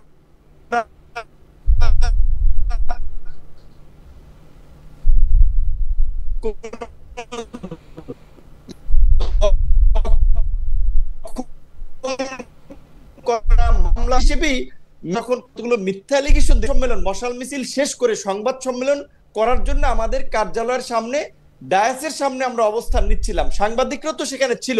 সেইখানে আমাদের কিছু ছেলেরা আমাদের এই মিছিলের শেষ মাথা নাইটিঙ্গেল মোড়ে ওখানে ছিল, ওই দিক থেকে আসতে আসতে আইন শৃঙ্খলা বাহিনীর সাথে তর্কে জড়ায়। সেইখানে তাদের উপরে অ্যাকশন করতে করতে তারা আমাদের কার্যালয়ে আসে এবং আমাকে যেভাবে টার্গেট করে বাঁশ দিয়ে, লাঠি দিয়ে, মানে যেভাবে আক্রমণ করেছে, এটা পরিষ্কার ছিল যে তাদের একটা সেদিন একটা কিলিং মিশন ছিল। এবং সেই হামলাটা চালিয়েছে পুলিশ এবং সেনাবাহিনী। সেখানে পুলিশের পক্ষ থেকে বলা হয়েছিল ডিএমপির কোনো নির্দেশনা ছিল না, আর্মির পক্ষ থেকে বলা হয়েছে। আমরা অবাক হয়েছি এবং আমরা যতটুকু জানতে পেরেছি, এখানে এই জাতীয় পার্টিকে যারা পৃষ্ঠপোষকতা করছে, আর্মির মধ্যে একটা অংশ যারা আওয়ামী লীগকে কামব্যাক করাতে চায়, তারাই এই ঘটনাটি ঘটিয়েছে। আমি মামলা করি নাই, এখানে আমাদের একজন ছাত্র নেতা জাতীয় পার্টির বিরুদ্ধে মামলা করেছে। আমি আইনজীবী, মানবাধিকার সংগঠনের অনেকের সাথে কথা বলেছি, তারা বলেছে যেহেতু একটা বিচার বিভাগীয় তদন্ত কমিশন হয়েছে, আগে দেখেন সেই কমিশনটা কি রিপোর্ট দেয়, তারপরে আপনি মামলা করেন। তো আমি ইতিমধ্যেই আইনজীবী সহ মানবাধিকার সংগঠনের কর্মীদের সাথে কথা বলেছি যে প্রয়োজনে প্রতিষ্ঠান হিসেবে যদি আর্মির বিরুদ্ধে মামলা করে লাগে, কারণ এটা তো হোল আর্মি ইনভলভ না, আর্মির কমান্ডিং অফিসার যারা সেদিন ছিল তারা ইনভলভ, তাদের শাস্তি নিশ্চিত করার জন্য যদি আন্তর্জাতিক অপরাধ আদালতে হেগেও যাওয়া লাগে আমরা সেটা হেগে যাব। যেমন গুম খুনের বিচারের দাবিতে আমরা যেমন আয়নাগরের বিরুদ্ধে সোচ্চার ছিলাম, এই ঘটনায় যারা জড়িত ছিল তাদের বিচারের দাবিতে আমরা সোচ্চার আছি এবং থাকবো। জাতীয় পার্টির সাথে ওই দিন আমাদের কোনো সংঘর্ষ হয় না, এটুকু আমি আপনাকে বলে রাখি, এবং কোনো ক্ল্যাশও হয় নাই দুই পক্ষের ওইভাবে। সেখানে একটা মিথ্যা এবং একটা অস্পষ্ট বার্তা মিডিয়ার মাধ্যমে এইখানে ওই আর্মির মধ্যে ওই অংশটা যেই যারা আগে মিডিয়া কন্ট্রোল করতো, ডিজিএফ এর যে সমস্ত সেল টেল গুম খুন করেছে, তারাই ওই দিনের এই নিউজটাকে হাইড করার চেষ্টা করছে এবং সরকারের এই বিচার বিভাগীয় তদন্ত কমিশন ঠেকানোর জন্য তারা বিভিন্ন উপদেষ্টারকে ব্যবহার করার চেষ্টা করছে। সুতরাং এইটা আরো পরিষ্কার হবে তদন্ত কমিটির রিপোর্টের পরে। তদন্ত কমিটির রিপোর্টের পরে তাহলে আপনি এই বিষয়টাতেও আপনি একটু মন্তব্য করেন যে জনাব সাবের হোসেন চৌধুরীর গ্রেপ্তার, জামিন, তার বাসায় উপদেষ্টাদের বৈঠক একটি ক্লিন ইমেজের আওয়ামী লীগ গঠন করার বা একটি মাইনাস শেখ হাসিনা আওয়ামী লীগ গঠন করার কোনো প্রক্রিয়া হিসেবে এটা আপনি কি দেখেন কিনা, যেটিকে ব্যারিস্টার রুমিন ফারহানা একটি প্রক্রিয়া হিসেবে দেখছেন বলছেন? না, অবশ্যই। যেখানে আপনার এই মিটিংটাকে ধরেন সরকারের আইনের ভাষায়ও যেহেতু আওয়ামী লীগকে সরকার নিষিদ্ধ করেছে, আমরা একটা ফ্যাসিস্ট শক্তির বিরুদ্ধে আন্দোলন সংগ্রাম করে পরাজিত করেছি, যে প্রধানমন্ত্রী দেশ ছেড়ে পালিয়ে গেছেন, সেই দলের এই গণহত্যায় অভিযুক্ত, মানবতা বিরোধী অপরাধে অভিযুক্ত একজন নেতা, এবং তিনি গ্রেপ্তার হয়েছিলেন বিদেশিদের মধ্যস্থতায়, তাকে জামিন দেওয়া হয়েছিল, আবার তার বাসায় আপনার এই রাষ্ট্রদূতদের মিটিং, এবং সেটা সরকার উপদেষ্টারা বলছে এটা স্বাভাবিক করতেই পারে। তার মানে তো এটা অবশ্যই সরকার উপদেষ্টাদের এখানে একটা ইনভলভমেন্ট আছে, এবং আমাদের এটা দুর্ভাগ্য যে আসলে এই জন্যই আমি শুরুর দিকে বলেছিলাম যে এটা একটা অত্যন্ত দুর্বল চিত্তের লোকদের একটা উপদেষ্টা পরিষদ, এবং এটা এই দায় আবার নাহিদদেরকেও নিতে হবে। নাহিদরা যেমন উপদেষ্টাদের সেফ এক্সিটের কথা বলছেন, তারা যারা এই উপদেষ্টা পরিষদ গঠনের সাথে জড়িত ছিলেন তাদেরকে এই দায়টা নিতে হবে যে তারা গণ অভ্যুত্থানের সাথে বেইমানি করে এরকম নিজেদের ভাই বন্ধু আড্ডা সার্কেলের, চা কফির সার্কেলের একটা সিন্ডিকেটকে নিয়ে একটা উপদেষ্টা পরিষদ গঠন করেছে, এবং মাসুদ কামাল, সাংবাদিক মাসুদ কামালের ভাষায় যে যারা বিপ্লবেরও 12টা বাজাইছে, এটা আসলে পরিষ্কার এই উপদেষ্টা পরিষদের কর্মকাণ্ডে। এটা আমাদের জন্য দুর্ভাগ্য যে আমরা রক্ত দিয়েছি, লড়াই করেছি, সংগ্রাম করেছি, নিজেদের জীবন বিপন্ন করেছি, কিন্তু এই ধরনের একটা দুর্বল, একটা অকার্যকর এবং অযোগ্য উপদেষ্টা পরিষদ আমরা পেয়েছি। আপনি এর মধ্যে থেকে আমি একটু ব্যারিস্টার ফারহানার কাছে যেতে চাই, জনাব নুরুল হক নূরের কথা, যে আপনি কি মনে করেন যে এর কারণ হিসাবে পলিটিক্যাল পার্টিগুলিরও অনেক দায় রয়েছে? যেমন আপনি জনাব মাহফুজ আলমের কথা বলছিলেন, আমি জনাব মাহফুজ আলমকে একটু উদ্ধৃত করি ব্যারিস্টার ফারহানা, যে জনাব মাহফুজ আলম বলতেছিলেন যে প্রথম দিকে সব পলিটিক্যাল পার্টি আসলে উপদেষ্টা পরিষদকে সাহায্য করছিলেন, তারা ধন্যবাদ দিচ্ছিলেন, তারা সব রকম সহায়তা দিতেও প্রস্তুত ছিলেন, কিন্তু যেই মুহূর্তে বিএনপির পক্ষ থেকে বেশিরভাগ, উনি বলেছেন যে মানে পার্সেন্টেজটা ওরকমভাবে বলেন নাই, বেশিরভাগ আমলা, স্ট্র্যাটেজিক যারা শাসন প্রশাসক আছেন তাদেরকে নিয়োগ দেওয়া হলো, তারপরে কিছু নিয়োগ দিল হচ্ছে জামায়াত, তারপর থেকেই তারা নির্বাচন চাইতে শুরু করলেন এবং অসহযোগিতা করতে শুরু করলেন তাদের লোকগুলিকে সেট করার পর। জনাব মাহফুজ আলমের সব কথার সাথে একমত পোষণ না করলেও আমি এই বিষয়টার সাথে কিছুটা একমত যে প্রশাসনের বেশিরভাগ জায়গায় বিএনপির লোকে আসলে বসে আছে, এবং বিএনপি আসলে বাংলাদেশের যা কিছু হইতেছে বা হইতেছে না এইটার ক্ষেত্রে আসলে নেতৃত্ব দিচ্ছে। বিএনপি বলে দিছে যে আমাদের ইন্টারেস্ট ছাড়া কোনো একটা জেলা শহরের কোনো একটা মানুষের ইন্টারেস্ট প্রোটেক্ট করার দরকার নাই। একটু যদি মন্তব্য করতেন। খালেদ ভাই, একদমই ভুল, একদমই ভুল। দেখুন, একটা সরকার যদি বিএনপির উপর নির্ভর করে সফল বা ব্যর্থ হয়, তাহলে আপনি ধরে নেন ওটা একটা অষ্টডিম্ব মার্কা সরকার, এবং ওই সরকারের কান ধরে এখনই চলে যাওয়া উচিত। কারণ যেই সরকার নিজেরা সরকারে থাকবে কিন্তু তাদের সাফল্য বা ব্যর্থতা নির্ভর করবে তৃতীয় কোনো পক্ষের উপর, তাহলে ওই সরকারের উচিত ওই তৃতীয় পক্ষকে পায়ে ধরে এনে ক্ষমতা বুঝিয়ে দিয়ে বা দায়িত্ব তাই করবে তো। এই সরকার তো বিএনপিকে তৃতীয় পক্ষ ভাবে না, বিএনপিকে। খালেদ ভাই, তাহলে আর এত জল ঘোলার দরকার তো নাই, তাহলে আরো আগেই করে ফেলতে পারতো। এক, দুই হলো, দেখুন ধরুন আমি একটা উদাহরণ দিই, গত 14 মাসে 400-র কাছাকাছি মাজার ভাঙ্গা হয়েছে। একটাতেও একটাতেও আমি দায়িত্ব নিয়ে বলতেছি সরকার কোনো শক্ত পদক্ষেপ নেয় নিন্দা জানানো ছাড়া। তো এটা কি বিএনপির দোষ? গত 14 মাস মরাল পুলিশিং হয়েছে মেয়েদের উপরে, একটা আওয়াজ এই সরকার করে না, এটা কি বিএনপির দোষ? আপনি দেখেন আলাউদ্দিন খাঁর মৃত্যুবার্ষিকী না জন্মবার্ষিকী আমি ভুলে গেছি, সেটা উপলক্ষে সংস্কৃতি মন্ত্রণালয় উচ্চাঙ্গ সঙ্গীতের আয়োজন করেছিল, সেটাও গিয়ে লালবাগ কেল্লায়, সেটাও গিয়ে লালবাগের মসজিদ কমিটি এবং অন্যান্য যারা আছেন তৌহিদি জনতা, তারা বলেছেন নাচা গানা হবে না। সরকার তাদেরকে মাথায় হাত বুলিয়ে বুঝিয়েছে এটা নাচা গানা নয়, এখানে আমরা উচ্চাঙ্গ সঙ্গীত করব।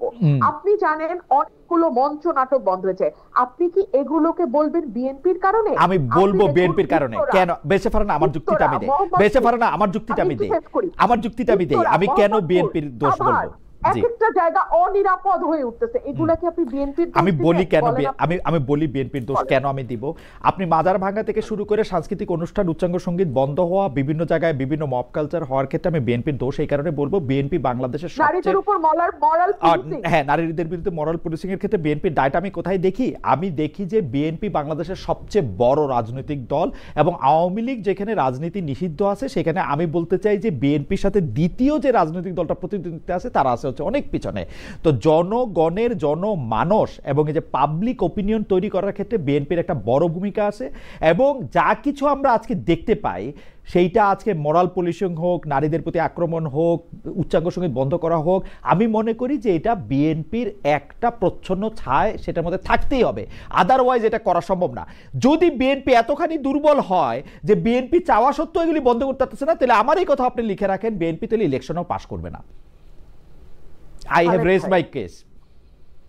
খালেদ ভাই, এটা হচ্ছে গায়ের জোরে। হ্যাঁ, যখন আমাদের কোনো মামলা দুর্বল থাকে আমরা তখন গলার স্বরটা চেষ্টা করি উঁচুতে উঠিয়ে দিতে, সো দ্যাট আমরা গায়ের জোরে একটা কেস প্রুভ করে ফেলতে পারি। লয়াররা এটা করে অনেক সময়। আপনার কথা আমার কাছে সেরকম মনে হয়েছে। আচ্ছা আপনি বলেন, পুলিশ প্রশাসন থেকে শুরু করে যারা দায়িত্ব পালনরত অবস্থায় আছে তারা এই সরকারের অধীনে কাজ করে, তাদের বেতন ভাতা সবকিছু আসে এই সরকারের কাছ থেকে। এক, দুই হচ্ছে তারা যদি দায়িত্বে অবহেলা করে কিংবা তারা কোনো অন্য দলের ইশারায় দায়িত্ব পালন থেকে বিরত থাকে তখন তাদের বিরুদ্ধে শাস্তিমূলক ব্যবস্থা নেওয়ার এখতিয়ার কেবলমাত্র এই সরকার রাখে, এবং এই সব কাজ করার জন্য আমরা 5.5 থেকে 6 লাখ কোটি টাকা দিয়ে একটা সরকার পুষতেছি। হ্যাঁ, একটা মোটা ছোটা সরকার আমরা পুষি। এই যে তারা এক একবার বিদেশে যায় লট বহর নিয়ে, তার পিছনে রাষ্ট্রের কোটি কোটি কোটি টাকা খরচ হয়, সেগুলা কিন্তু তাদের এই দায়িত্বগুলা যাতে তারা সুষ্ঠুভাবে পালন করতে পারে সেইটার কারণেই তাদেরকে ওই জায়গায় বসানো হয়েছে, যেটা সুযোগ সুবিধা ভোগ করে তারা বিদেশে ট্রিটমেন্ট নেয়, বিদেশে ঘুরতে যায়, বিদেশে লট বহর নিয়ে জাতিসংঘে গিয়ে উঠে ইত্যাদি ইত্যাদি ইত্যাদি। সো এগুলা করবার পরে তারা আইন শৃঙ্খলা ঠিক করতে পারবে না, তারা মানুষের জনমনে স্বস্তি আনতে পারবে না, তারা আওয়ামী লীগের মিছিল সমাবেশ বন্ধ করতে পারবে না, তারা মাজার ভাঙা বন্ধ করতে পারবে না, তারা নারীদের উপরে হয়ে যাওয়া মরাল পুলিশিং তো বন্ধ করে দূরেই থাক। আমি জাস্ট একটা উদাহরণ দেই, থানার থেকে মরাল পুলিশিং করা এক ব্যক্তিকে ফুলের মালা দিয়ে বাইর করে নিয়ে আসা হয়েছে, আপনি তো জানেন তাই না? আপনি তো জানেন যে কিভাবে লম্বা চুল দাড়ি রাস্তায় ফেলে জোর জবরদস্তি করে কাটা হয়েছে। এগুলা মিডিয়াতে বড় বড় করে না আসা পর্যন্ত আমি বেঁচে পারে না। আমি কেন, আপনি আমাকে গলার আওয়াজ বড় করে বলা, লয়ার ইত্যাদি নানা রকম কথা বললেন, এগুলির আমি গালি হিসাবেই নিলাম, কিন্তু ঘটনা হইতেছে যে আপনি যত বড় গলায়, আপনার কাছে আমি আবার আসবো, আপনি যত বড় গলায় প্রত্যেকটা শোতে এগুলি নিয়ে কথা বলেন, বিএনপি থেকে এর কি প্রতিবাদ জানানো হয়েছে 400 মাজার ভাঙার একটা প্রেস রিলিজ দেওয়া ছাড়া? আমি আপনাকে বলি মানুষের চুল কাটার, আপনি বলেন বিএনপির কোন জায়গায় স্থানীয়ভাবে এগুলি প্রতিরোধ করা হয়েছে? আপনি বলেন কোন অন্যায়টা, আপনি যতগুলি অন্যায়ের কথা যতবার করে বলেন, আপনি বলেন কোন জায়গা থেকে বিএনপিকে বলা হয়েছে আর একবার যদি এই কথা বলা হয়, এটা করা হয়, আমরা এটাকে ধূলিসাৎ করব? আপনি তো দেখি নাই বিএনপির এই পজিশন। খালেদ ভাই, আমার যতদূর মনে পড়ে আপনার একটা শোতে হাসনাত আব্দুল্লাহকে আপনি বলছিলেন রাস্তায় পিচ দেওয়া হইতেছে কি হয় নাই এটা দেখার দায়িত্ব কি আপনার? না, ঠিক রাইট, ঠিক সেরকমই তার উপরে যদি কোনো ফৌজদারি অপরাধ ঘটে সেটা বন্ধ করার দায়িত্ব বিএনপি। ফৌজদারি অপরাধ বন্ধ করার দায়িত্ব আপনিও কিন্তু ফৌজদারি অপরাধ বন্ধ করার দায়িত্ব নিতেছেন না বেরিসা ফারানা। আপনি যেটা করতেছেন, আপনি এটা প্রতিবাদ জানাচ্ছেন প্রতিটা জায়গায়, আপনি এটা বলতেছেন। আমার প্রশ্ন হচ্ছে আরে আমার আপনি বিএনপি কে নিয়ে আমি কেমনে বুঝবো? 2 দিন পরে ফজলুর রহমান সাহেবের কি বিএনপি ছিল? 2 দিন আগে পরে তো দেখবো যে ওরে বাদ দিয়ে দিছে। আপনি বাদ দিয়ে দিলেই তো আপনি বিএনপি না। আমি তো তারেক রহমান সাহেব আর খালেদা জিয়া ছাড়া কাউরই বিএনপি মনে করি না। ওই দুজন হলো বিএনপি, আপনার ইন্ডিভিজুয়াল। ঠিক আছে তাহলে আপনার বয়ান অনুযায়ী তারেক রহমান এবং দেশনেত্রী বেগম খালেদা জিয়াকে এই অপরাধগুলোর প্রতিবাদ করতে হবে, প্রতিবাদ করে যেতে হবে, নির্দেশনা দিতে হবে যে সামাজিকভাবে এগুলিকে প্রতিরোধ করার জন্য, যেটা আমি দেখি নাই। আমার কথা হচ্ছে এইটা, আমাদের তরফে বিভিন্ন লেয়ারে সেই প্রতিবাদ করা হচ্ছে। বিভিন্ন লেয়ারে আমরা যখনই কথা বলছি, শুধু আমি না তো, আমার সঙ্গে টক শোতে অন্যান্য যারা পার্টিসিপেন্ট যান বিএনপি কে রিপ্রেজেন্ট করেন, প্রত্যেকে কনডেম করছেন। কোনো লাভ কি হচ্ছে? আমরা মূল পয়েন্টে আসি। বিএনপি প্রতিবাদ করছে কি করছে না, তার চেয়ে অনেক গুরুত্বপূর্ণ প্রশ্ন হচ্ছে সরকার তার দায়িত্ব ঠিকভাবে পালন করছে কিনা। আমরা সরকারকে তার দায়িত্ব ঠিকভাবে পালন করতে দেখছি না।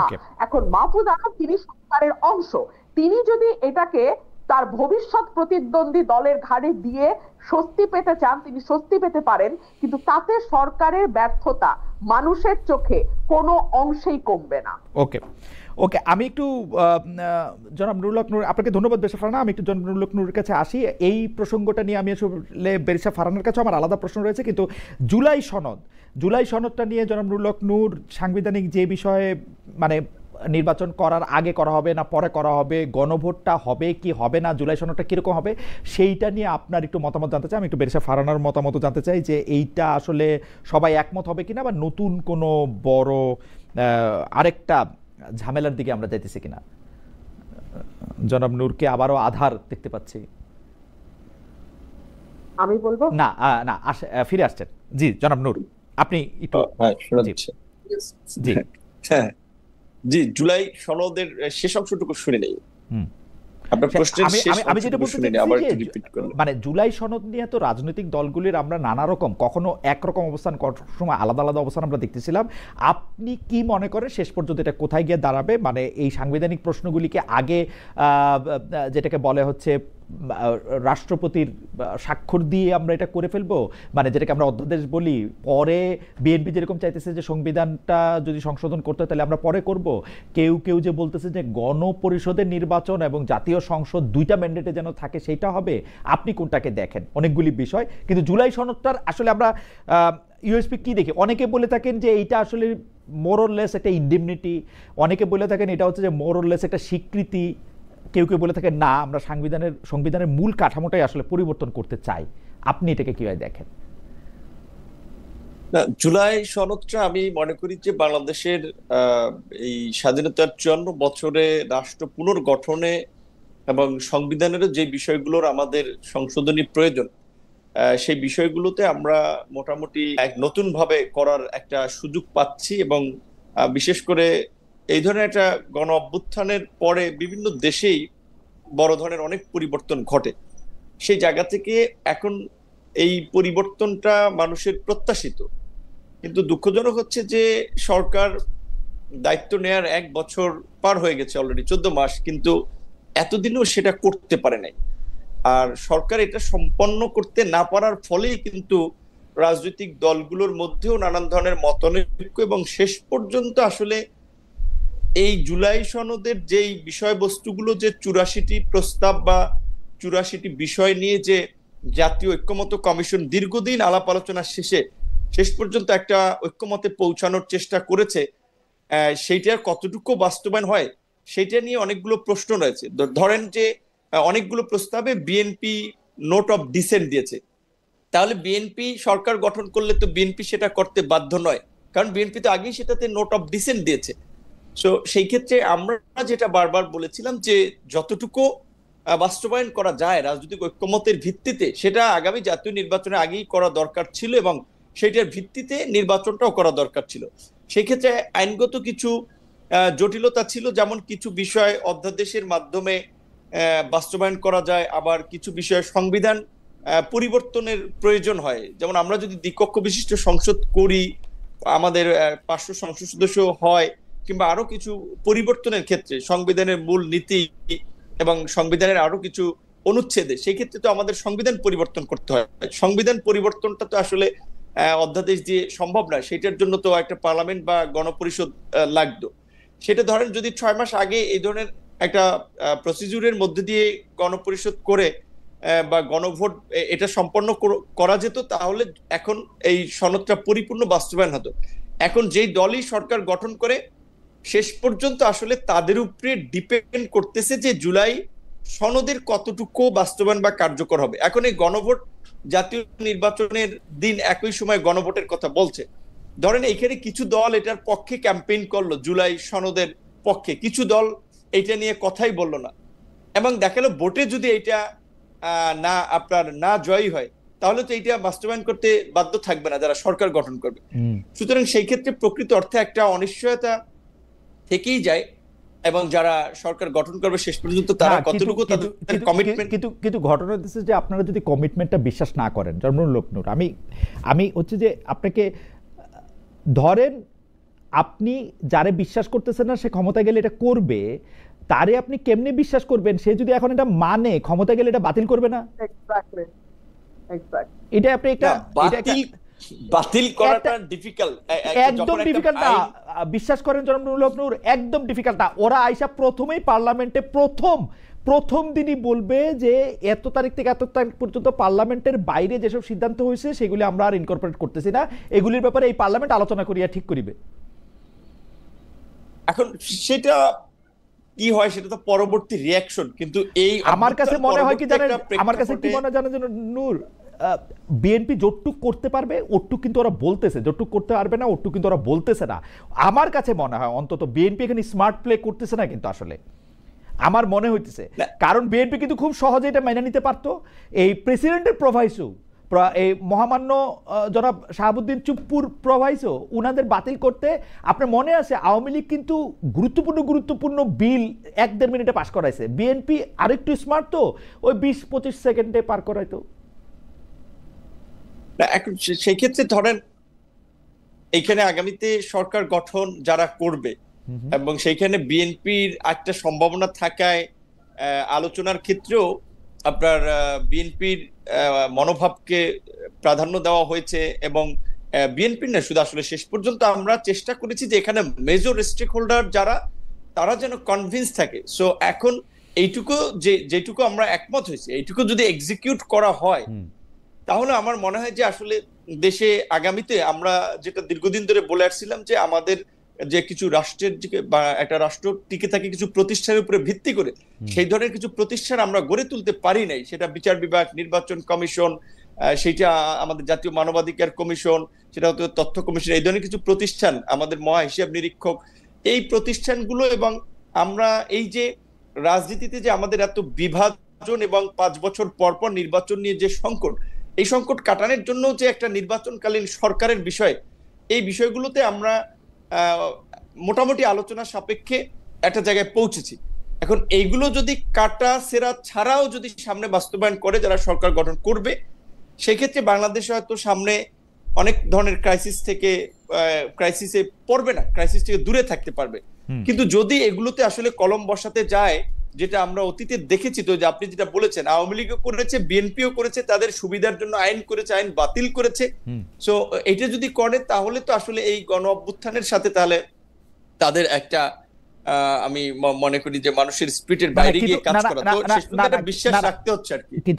কিন্তু ঘটনা হচ্ছে যে আপনারা বিশ্বাসটা এরকম মানে এইরকম কেন, মানে বিশ্বাসের ব্যাপারটা, মানে এই যে জুলাই সনদ নিয়ে যতগুলি কথা হয়েছে, ঐক্যমত্য কমিশন থেকে শুরু করে আগে করা হবে না পরে করা হবে, ক্ষমতা গিয়ে করা হবে, গণপরিষদ নির্বাচন করবে না করবে, এতগুলি দল পুরোপুরি টেলিভিশনের সামনে মানে তারা আলোচনা করে যে বিষয়টাতে তারা কথা দিয়ে আসলেন, সেটার উপর আমরা আস্থা রাখতে পারতেছি না কেন? এখানে আপনিও ছিলেন, বিএনপির শীর্ষ নেতৃবৃন্দ ছিল, মানে সিটিজেন্স পার্টির ওনারা ছিলেন, জামাত ইসলামী ছিলেন, সারা বাংলাদেশের সব মানুষ দেখছেন, মানে দ্বিধা সংশয়টা কোন জায়গায়?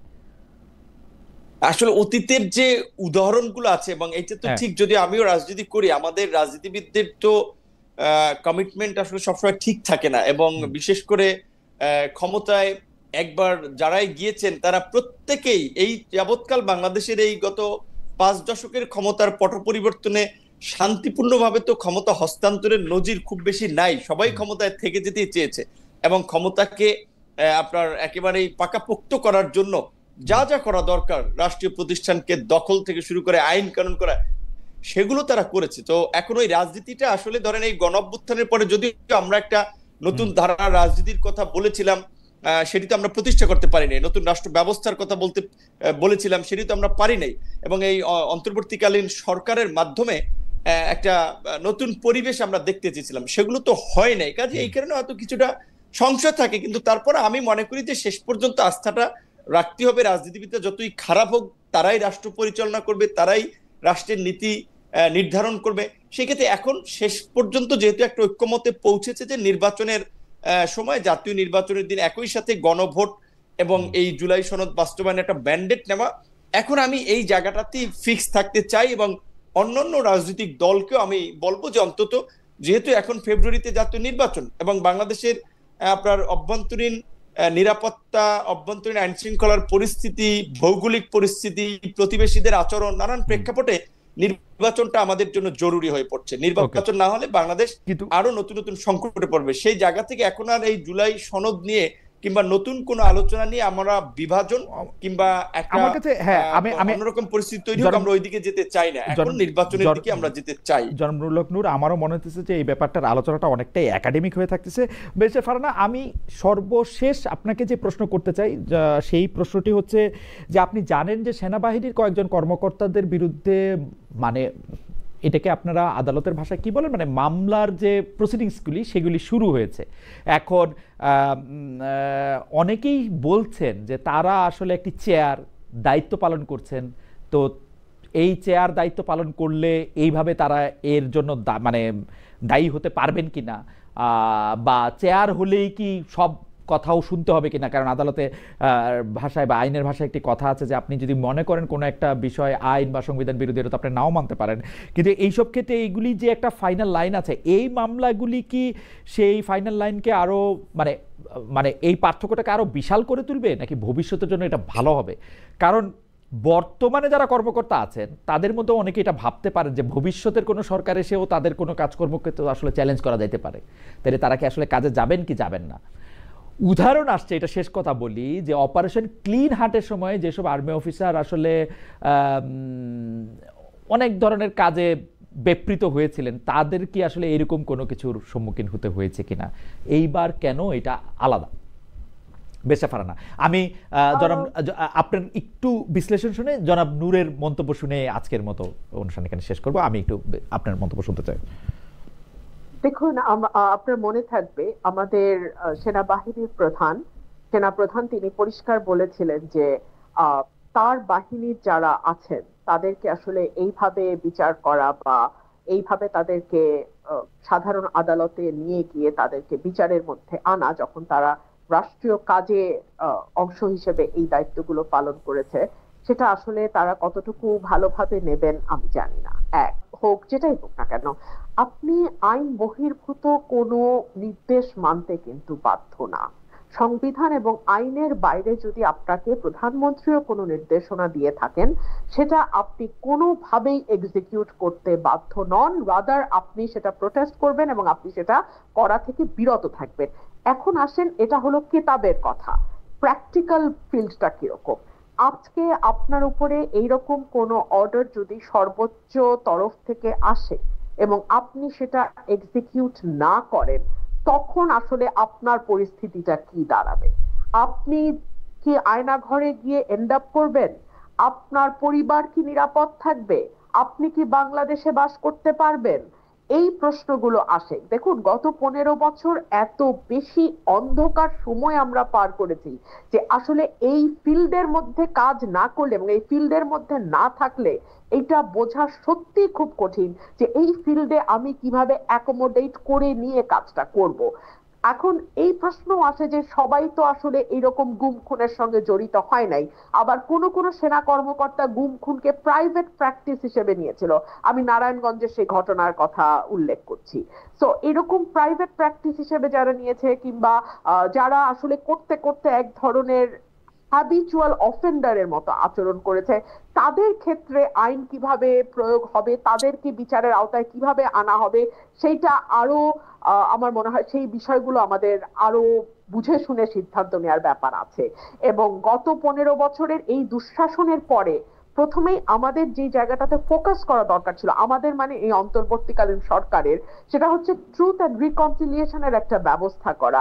এই সমাজ অত্যন্ত ঘন একটি সমাজ, এখানে পরস্পর পরস্পরের আত্মীয়, ভিন্ন ভিন্ন দল করতে পারে, ভিন্ন ভিন্ন মতের বিশ্বাসী হতে পারে, কিন্তু তারা একই পরিবারের সদস্য, এরকম অনেক আছে।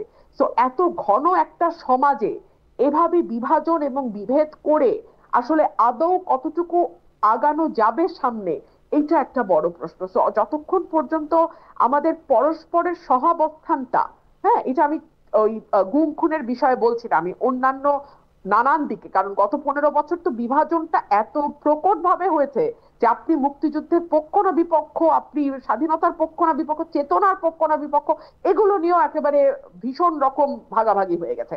তো এই ভাগাভাগি সমাজটাকে একেবারে সোশ্যাল টেক্সচার নষ্ট করে দিয়েছে। এটাকে রিপেয়ার করা, এটাকে যতটুকু সম্ভব একটা মানে ভিন্ন মত থাকবে কিন্তু মোটামুটি যাতে বাসযোগ্য হয় বাংলাদেশটা সকলের জন্য, আপনার জন্য, আমার জন্য, নূর ভাইয়ের জন্য, সবার জন্য, সেইটুকু মানে সেইটুকু এনশিওর করার কাজটা শুরু হওয়া দরকার ছিল 5ই আগস্টের পরে। বাট আনফরচুনেটলি আমরা দেখেছি নানান অজুহাত তুলে আমাদের এই বিভাজনটা আরো অনেক বেশি বাড়িয়ে দেয়া হয়েছে।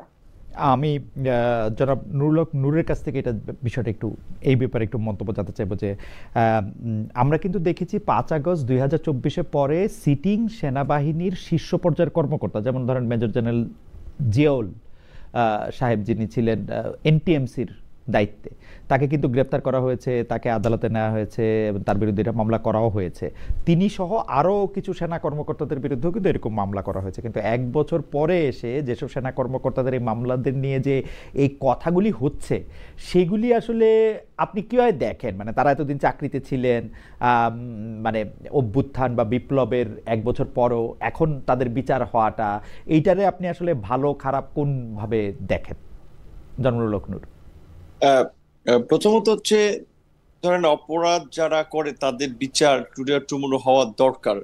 অভ্যুত্থানের শুরুর দিকের সময়টা নানান বাস্তবতায় অনেক বড় বড় রাঘব বোয়ালকে বিচারের মুখোমুখি করতে পারে নাই সরকার, কিংবা একটু পরিস্থিতি বিবেচনায় সময় নিয়েছে। কিন্তু শেষ দিকে হলো যে সরকার একটা সাহসী পদক্ষেপ নিয়েছে, আন্তর্জাতিক অপরাধ ট্রাইব্যুনাল এই সমস্ত রুই কাতলাদের বিরুদ্ধে গ্রেপ্তারি পরোয়ানা জারি করেছে এবং তাদের বিষয়ে আপনার অভিযোগ আমলে নিয়েছে। এটাকে আমি সাধুবাদ জানাই। এবং আপনি যেটা বলছেন এটা ঠিক যে এটা বাংলাদেশের এরকমের নজির এই প্রথম, সেটা না। বিএনপির সময় আপনার নিশ্চয়ই মনে আছে যে 10টা কষ্টের ঘটনায় কিন্তু তৎকালীন ডিজিএফআই এবং আরো কিছু এই 21শে আগস্ট গ্রেনেড হামলা মামলায় তৎকালীন ডিজিএফআই ডাইরেক্টর, এনএসআই ডাইরেক্টর, তাদেরকেও কিন্তু আপনার গ্রেপ্তার করা হয়েছে এবং জেলেই সম্ভবত ডিজিএফআই ডাইরেক্টর একজন মারাও গিয়েছেন। সাবেক স্বরাষ্ট্রমন্ত্রীকে আপনার যাবজ্জীবন কারাদণ্ড দিয়ে জেলে রেখেছেন। কাজে এই নজির কিন্তু আমাদের এখানে আছে।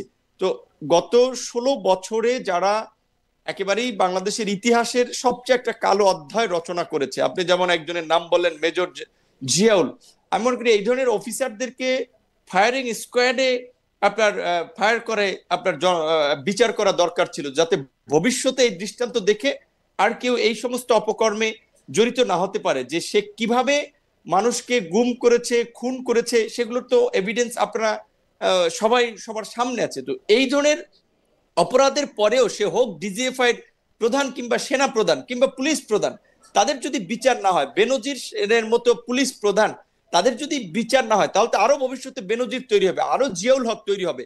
এই ঘটনায় ইউনূস সরকারের মতো এত বড়, এত জনসমর্থিত সরকার, রাজনৈতিকভাবে ব্যাকআপ যারা পেয়েছেন, তারা এতদিনে ব্যবস্থা নিয়েছেন এত ডিলে, সেটাই আমাদের আশ্চর্যের জন্য। কিন্তু আমার মনে হয় যে আরো আগে তাদের বিরুদ্ধে শক্ত পদক্ষেপগুলো নেওয়া দরকার ছিল। এখানে একটা কথা রুমিন ফারহান আপা যেটা বলেছে তার সাথে আমি একমত, যে আমরা কিন্তু বারবারই বলছিলাম যে শুরুর দিকেই আপনার ওই যেটা ডক্টর ইউনূসকে, যে তার সামনে অপশন আছে, তিনি লিকুয়ান হতে পারেন সিঙ্গাপুরের মতো, কিংবা নেলসন ম্যান্ডেলার ভূমিকায় নিতে পারেন, কিংবা মাহাথির মোহাম্মদের মতো একটা ভূমিকায় যেতে পারেন। তো আমরা যেটা মনে করেছিলাম যে ওই যে রুমিন ফারহান আপা বলেছে, এত ঘন আপনার বসতিপূর্ণ একটা এলাকার ছোট্ট একটা এরিয়া, এইখানে একেবারেই আপনার ঘুম থেকে উঠলে একজনের সাথে আরেকজনের দেখা হয়। কাজে এইখানে একেবারে গুরুতর অপরাধে যারা অভিযুক্ত তাদেরকে আপনার বিচারের মুখোমুখি করে, ছোটখাটো অপরাধে যারা অভিযুক্ত তাদেরকে ক্ষমা করে দিয়ে আমাদের একটা রিফর্ম অ্যান্ড রেকনসিলিয়েশনের দিকে যাওয়া দরকার ছিল। কিন্তু আসলে সরকার কিছুই করতে পারে নাই, লেজে গোবরে একেবারে পাকিয়ে ফেলেছে। তো তারপরেও যতটুকু করেছে শেষ দিকে, বিশেষ করে এই আমরা দেখেছি যে বিশেষ করে সেনা সদস্যদের মধ্যে যারা ডিজিএফআই এবং গুরুত্বপূর্ণ দায়িত্বে ছিলেন, তারা যেভাবে ফ্যাসিবাদকে পৃষ্ঠপোষকতা করেছেন এবং বাংলাদেশের নাগরিকদের একেবারে বিরুদ্ধে গিয়ে কাজ করেছেন, তাদের যদি বিচার না হয় তাহলে ভবিষ্যতে এগুলোর ধারাবাহিকতা চলবে। সেই জায়গা থেকে এগুলোর বিচার হওয়াটা খুবই জরুরি ছিল।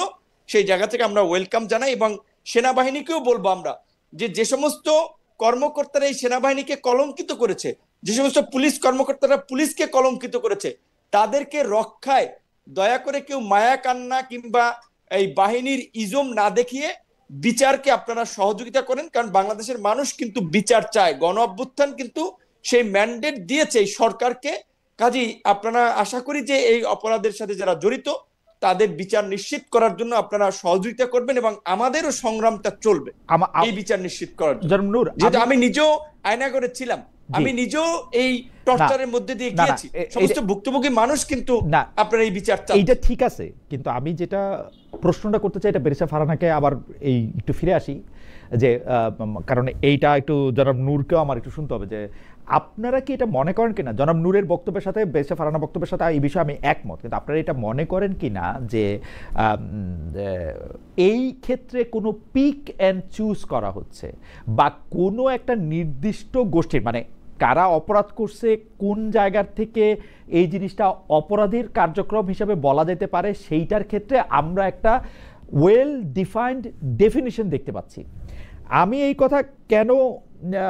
কথা কেন বলতেছি, ভবিষ্যতে যদি কোনো দিন আবার এরকম পরিস্থিতি সৃষ্টি হয়, তাইলে কি আমরা এই উদাহরণটাকে দিয়ে যারা অন্যায়কারী তাদের পক্ষেই চেয়ারগুলি থেকে যাবে কিনা? আমরা কিন্তু স্পষ্ট যে 5 আগস্টের এই ঘটনাটা ঘটানোর ক্ষেত্রে অভ্যুত্থানকারীরা যেরকম সাহায্য করেছে, আপনারা যেরকম অংশগ্রহণ করেছেন, নূর যেমন ছিলেন, বিএনপি যেমন ছিলেন, এনসিপি যেমন ছিলেন, কিন্তু এইটা তো অস্বীকার করার কোনো উপায় নাই। সামরিক এবং বেসামরিক বাহিনীর লোকেরা যদি তাদের বন্দুকের নলটি না ঘুরাতেন, তাহলে এটা হয়তো এত মানে সম্ভব হইতো না বলে তো আর আমি আর কথা বলতে পারবো না, কিন্তু অন্যরকমও হইতে পারতো। তো সেই ক্ষেত্রে এইটার ক্ষেত্রে পিক অ্যান্ড চুজ করা হইতেছে কিনা, শক্তিশালী পক্ষটা অশক্তিশালী পক্ষটাকে ধরাই দিচ্ছে কিনা, মানে এইটা আপনারা কি মনে করেন? সরি, আমি লম্বা প্রশ্ন করলাম কারণ এটা একটু ডেলিকেট বিষয়, মানে আমি চেষ্টা করছি। আমার একটু বোঝার ব্যাপার আছে, পিক এন্ড চুজ করতে কি আপনি ব্যক্তির ব্যাপারে বলছেন? ব্যক্তির ব্যাপারে, রাইট, সংস্থার ব্যাপারে না। ধরেন মিলিটারিতে 4 জন ব্রিগেডিয়ার জেনারেল আছেন, 2 জন অলরেডি কারাগারে চলে গেছেন, বা 2 জন চাকরি থেকে চলে গেছেন, 2 জন চাকরিতে আসেন, এতদিন ছিলেন, বা 6 জন একসাথে চাকরি করতেছেন। এদের মধ্যে থেকে এরকম করা হয়েছে কিনা 2 জনের পিক করা হয়েছে যে তোমরা এই কাজটা করছো, বাকি 3 জনের পিক করা হয়েছে যে তোমরা এই কাজটা করছো, ওরকম করা হয়েছে কিনা, নাকি যারা ওই সব চেয়ারে বসেছিলেন তাদেরকেই দিছে, মানে যাদের বিরুদ্ধে মামলা হয়েছে? যাদের বিরুদ্ধে মামলা হয়েছে তাদের বিরুদ্ধে তো এভিডেন্স থাকতে হবে। যদি এভিডেন্স ছাড়া মামলা হয়ে থাকে তাহলে তো সেই মামলা চলবেই না। 1, 2 হচ্ছে পিক এন্ড চুজের ব্যাপার। আমি যদি যেটা বুঝছি আপনার প্রশ্ন থেকে, সেটা হলো যে আওয়ামী মাইন্ডের অফিসারদের ধরা হচ্ছে কিনা, আপনি কি এরকম কিছু বলতে চাইছেন? রাইট, মানে যারা দোষী তাদেরকেই ধরা হইতেছে। যে ধরেন আমি জিয়াউল হাসান সাহেবের উদাহরণ দিলাম কারণ এনটিএমসির পক্ষ থেকে অনেকগুলি সিদ্ধান্ত এরকম নেওয়া সম্ভব হয়েছে যেখানের ক্ষেত্রে তার বিরুদ্ধে অভিযোগ গঠন করা সম্ভব। ডিজিএফ এর যিনি প্রধান ছিলেন, এনএসআই এর যিনি প্রধান ছিলেন, তাদের বিরুদ্ধে তো প্রথম পর্যায়ে আসলে মামলা হয়েছে। এখন যাদের বিরুদ্ধে মামলা হইল, যারা ব্রিগেডিয়ার জেনারেল এবং তাদের অনেকেই এরকম কিনা যে তারা আসলে খালি অর্ডারটাই নিছেন, নাকি তারা এরকম যে তারা আলাদা রকমের ক্ষতিকর অফিসার ছিলেন, আগের রেজিমের কথা আইনের বাইরে গিয়েও পালন করতে চেয়েছেন। ওরকম যদি ওইরকমই হইতেন, আমার প্রশ্ন ডক্টর ইউনূস সরকারের অধীনে তারা আরো 1 বছর চাকরি করলেন কেমনে? না না, দেখুন, এখন কারো বিরুদ্ধে এত ভয়ানক অভিযোগ যদি আনা হয়, তাহলে তো যথেষ্ট পরিমাণ সাক্ষ্য প্রমাণের ভিত্তিতে সেটা আনতে হবে। যদি সাক্ষ্য প্রমাণ যথেষ্ট না থাকে, তাহলে তো তারা এমনিতেই খালাস পাবেন, তাহলে তো আর এই মামলা চলবার কোনো প্রশ্নই নাই। দুই হচ্ছে, আমরা গণ অভ্যুত্থানে আহ, আমরা যেরকম রাজনৈতিক দলগুলোকে দেখেছি, একই সঙ্গে আমরা যদি সাবেক সেনা কর্মকর্তারা সেই সময় তাদের পরিবার সহ পথে না নামতেন, রাস্তায় না নামতেন, এবং বর্তমান সেনা প্রধান যদি অত্যন্ত সফলভাবে গণ অভ্যুত্থানটিকে, মানে আমি বলবো সফল হতে না দিতেন, তাহলে আমি জানি না আরো কতটুকু রক্তপাত হতো। এবং তিন হচ্ছে, আমি তো 1 তারিখ থেকে আসলে আমি মাঠে ছিলাম, পথে ছিলাম, আমি কিন্তু চারপাশ থেকে আওয়াজ শুনেছি, এই মুহূর্তে দরকার সেনাবাহিনী সরকার। হুম। খালেদ, এটা আমার নিজের কানে শোনা, এবং এটা কিন্তু অবিশ্রান্ত ভাবে এই স্লোগানটা রাস্তায় রাস্তায় ইয়াং ছেলেরা, স্টুডেন্টরা, মানে অল্প বয়সী যারা মাঠে ছিল, তারা কিন্তু অবিশ্রান্ত ভাবে এই স্লোগান দিয়ে গেছে। সেই আপনি ইয়ে বলেন 21-এর ওই শহীদ মিনার থেকে শুরু করে আপনার ওই ধানমন্ডির যে ইয়েতে আমি রাস্তায়, সব জায়গায় আমি কিন্তু এই স্লোগানটা শুনেছি।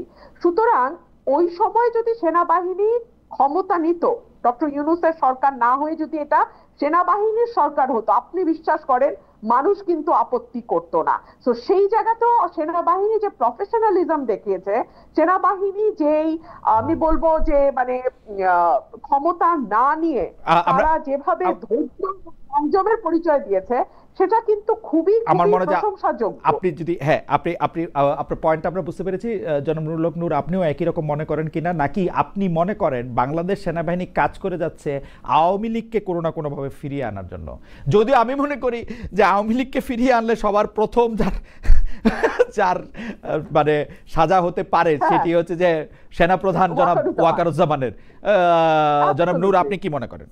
মানে আমার মনে করাটাও আমি বললাম। আমি রুমিন ফারহান আপার সাথে একটা জায়গায় একটু দ্বিমত করছি, যে বলছেন ঠিক আছে রাজপথে আবেগে থেকে বিচ্ছিন্ন বা বিভিন্ন কথাবার্তা বলতে পারে, যে দুই একজন বলছিলেন এই মুহূর্তে দরকার সেনাবাহিনীর সরকার।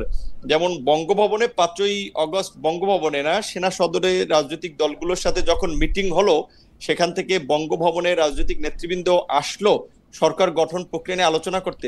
সেখানে আন্দোলনকারী ছাত্র নেতৃবৃন্দের আলাপ আলোচনা কিন্তু পরিষ্কার মেসেজ দেওয়া হয়েছিল যে আমরা ক্যান্টনমেন্টের ঘোষিত বা ক্যান্টনমেন্টের ম্যানেজমেন্টের কোন সরকার আমরা সমর্থন করব না, আমরা ছাত্ররাই সরকার গঠনের রূপরেখা দেব, আমরা উপদেষ্টা পরিষদের তালিকা করতে সবার সাথে আলাপ আলোচনা করে। সুতরাং সেনাবাহিনীর সরকার গঠনের সেই পরিবেশটা বা সেই সক্ষমতাটা ছিল না, কারণ সেনাবাহিনী বলেন তার মধ্যে দুই ভাগে বিভক্ত হয়ে গেছিল। যারা গত 16 বছরে এই ফ্যাসিবাদের সুবিধাভোগী ছিল এবং অপকর্মের সাথে জড়িত ছিল, তারা এই আওয়ামী লীগকে প্রোটেক্ট করতে, হাসিনাকে রক্ষা করতে চেয়েছিল।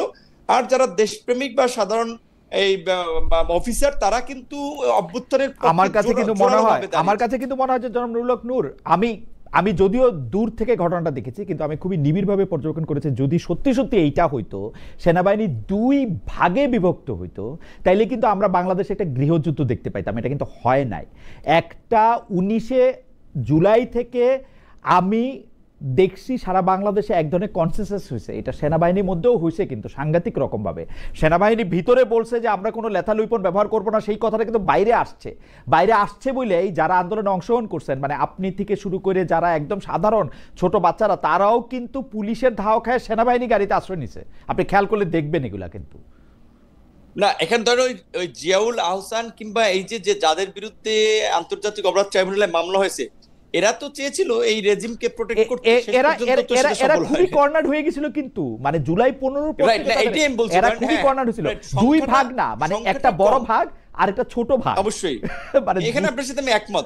এখানে আমি হয়তো ধরেন যে 90% অফিসার সহ সোলজাররা সবাই এই অভ্যুত্থানের পক্ষে প্রো পিপল একটা পজিশন নিয়েছে, বাট অ্যাটলিস্ট 10 to 15% হলেও যারা আপ্রাণ চেষ্টা করেছিল যে শেখ হাসিনাকে, সরকারকে টিকিয়ে রাখতে। তো আমি এই বিষয়টাকে সেভাবে দেখি। আর এই বিচারের ক্ষেত্রে আমি যেটা মনে করি যে ধরেন আমরা যেটা মনে করি যে অভ্যুত্থানের পরে, সেটা সামনে যারাই সরকার আসুক, আইন শৃঙ্খলা বাহিনীকে যেন আর নিজেদের দলীয় লাঠিয়াল বাহিনীর মতো ব্যবহার করতে না পারে, ক্ষমতায় থাকার জন্য ব্যবহার করতে না পারে, সেজন্য হলেও এই ঘটনাগুলোর বিচার হওয়া দরকার। আর অবশ্যই বর্তমান সেনাপ্রধান জেনারেল ওয়াকারুজ্জামান, তিনি শেখ হাসিনার আত্মীয় হলেও তার যে একটা ভূমিকা ছিল সেনা প্রধান হিসেবে, সেটাকে তো আমরা অ্যাপ্রিসিয়েট করেছি। গত 1 বছরে সেনা প্রধানের বিরুদ্ধে তো আমাদের অভিযোগ নাই, কিন্তু এই যে গুম খুনের মতো মানবতা বিরোধী অপরাধ, জঘন্য অপরাধে যারা জিয়াউল আহসান কিংবা ডিজিএফআই কিংবা বিভিন্ন গোয়েন্দা সংস্থা বা দায়িত্বশীল ব্যক্তি যারা আজকে অভিযুক্ত হয়েছেন, তাদের বিরুদ্ধে তো আমাদের অভিযোগ আছে। যারা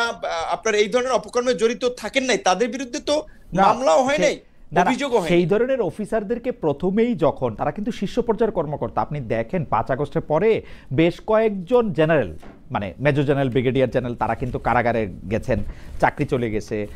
হাওয়েভার এটা নিয়ে নিশ্চয়ই সেনাবাহিনী আসলে ঠিক ব্যাখ্যা দিতে পারবে। সেনাবাহিনী কারোর সাথে যদি আমার কথা বলার সুযোগ হয় নেতৃস্থানীয়, তাহলে নিশ্চয়ই আমি যেটা বুঝি খালেদ ভাই, আমি যেটা বুঝি শুরুর দিকে সরকারের যে আপনার পরিস্থিতি স্বাভাবিকভাবে অভ্যুত্থানের পরে রাষ্ট্রযন্ত্রের নিয়ন্ত্রণ সরকারের কাছে আসতে একটু সময় লাগে। শুরুর দিকে চাইলেও সরকার অনেক ধরনের হার্ড ডিসিশন, শক্ত ডিসিশন নিতে পারতো না, বা সেই সময় পরিস্থিতিটা ছিল না।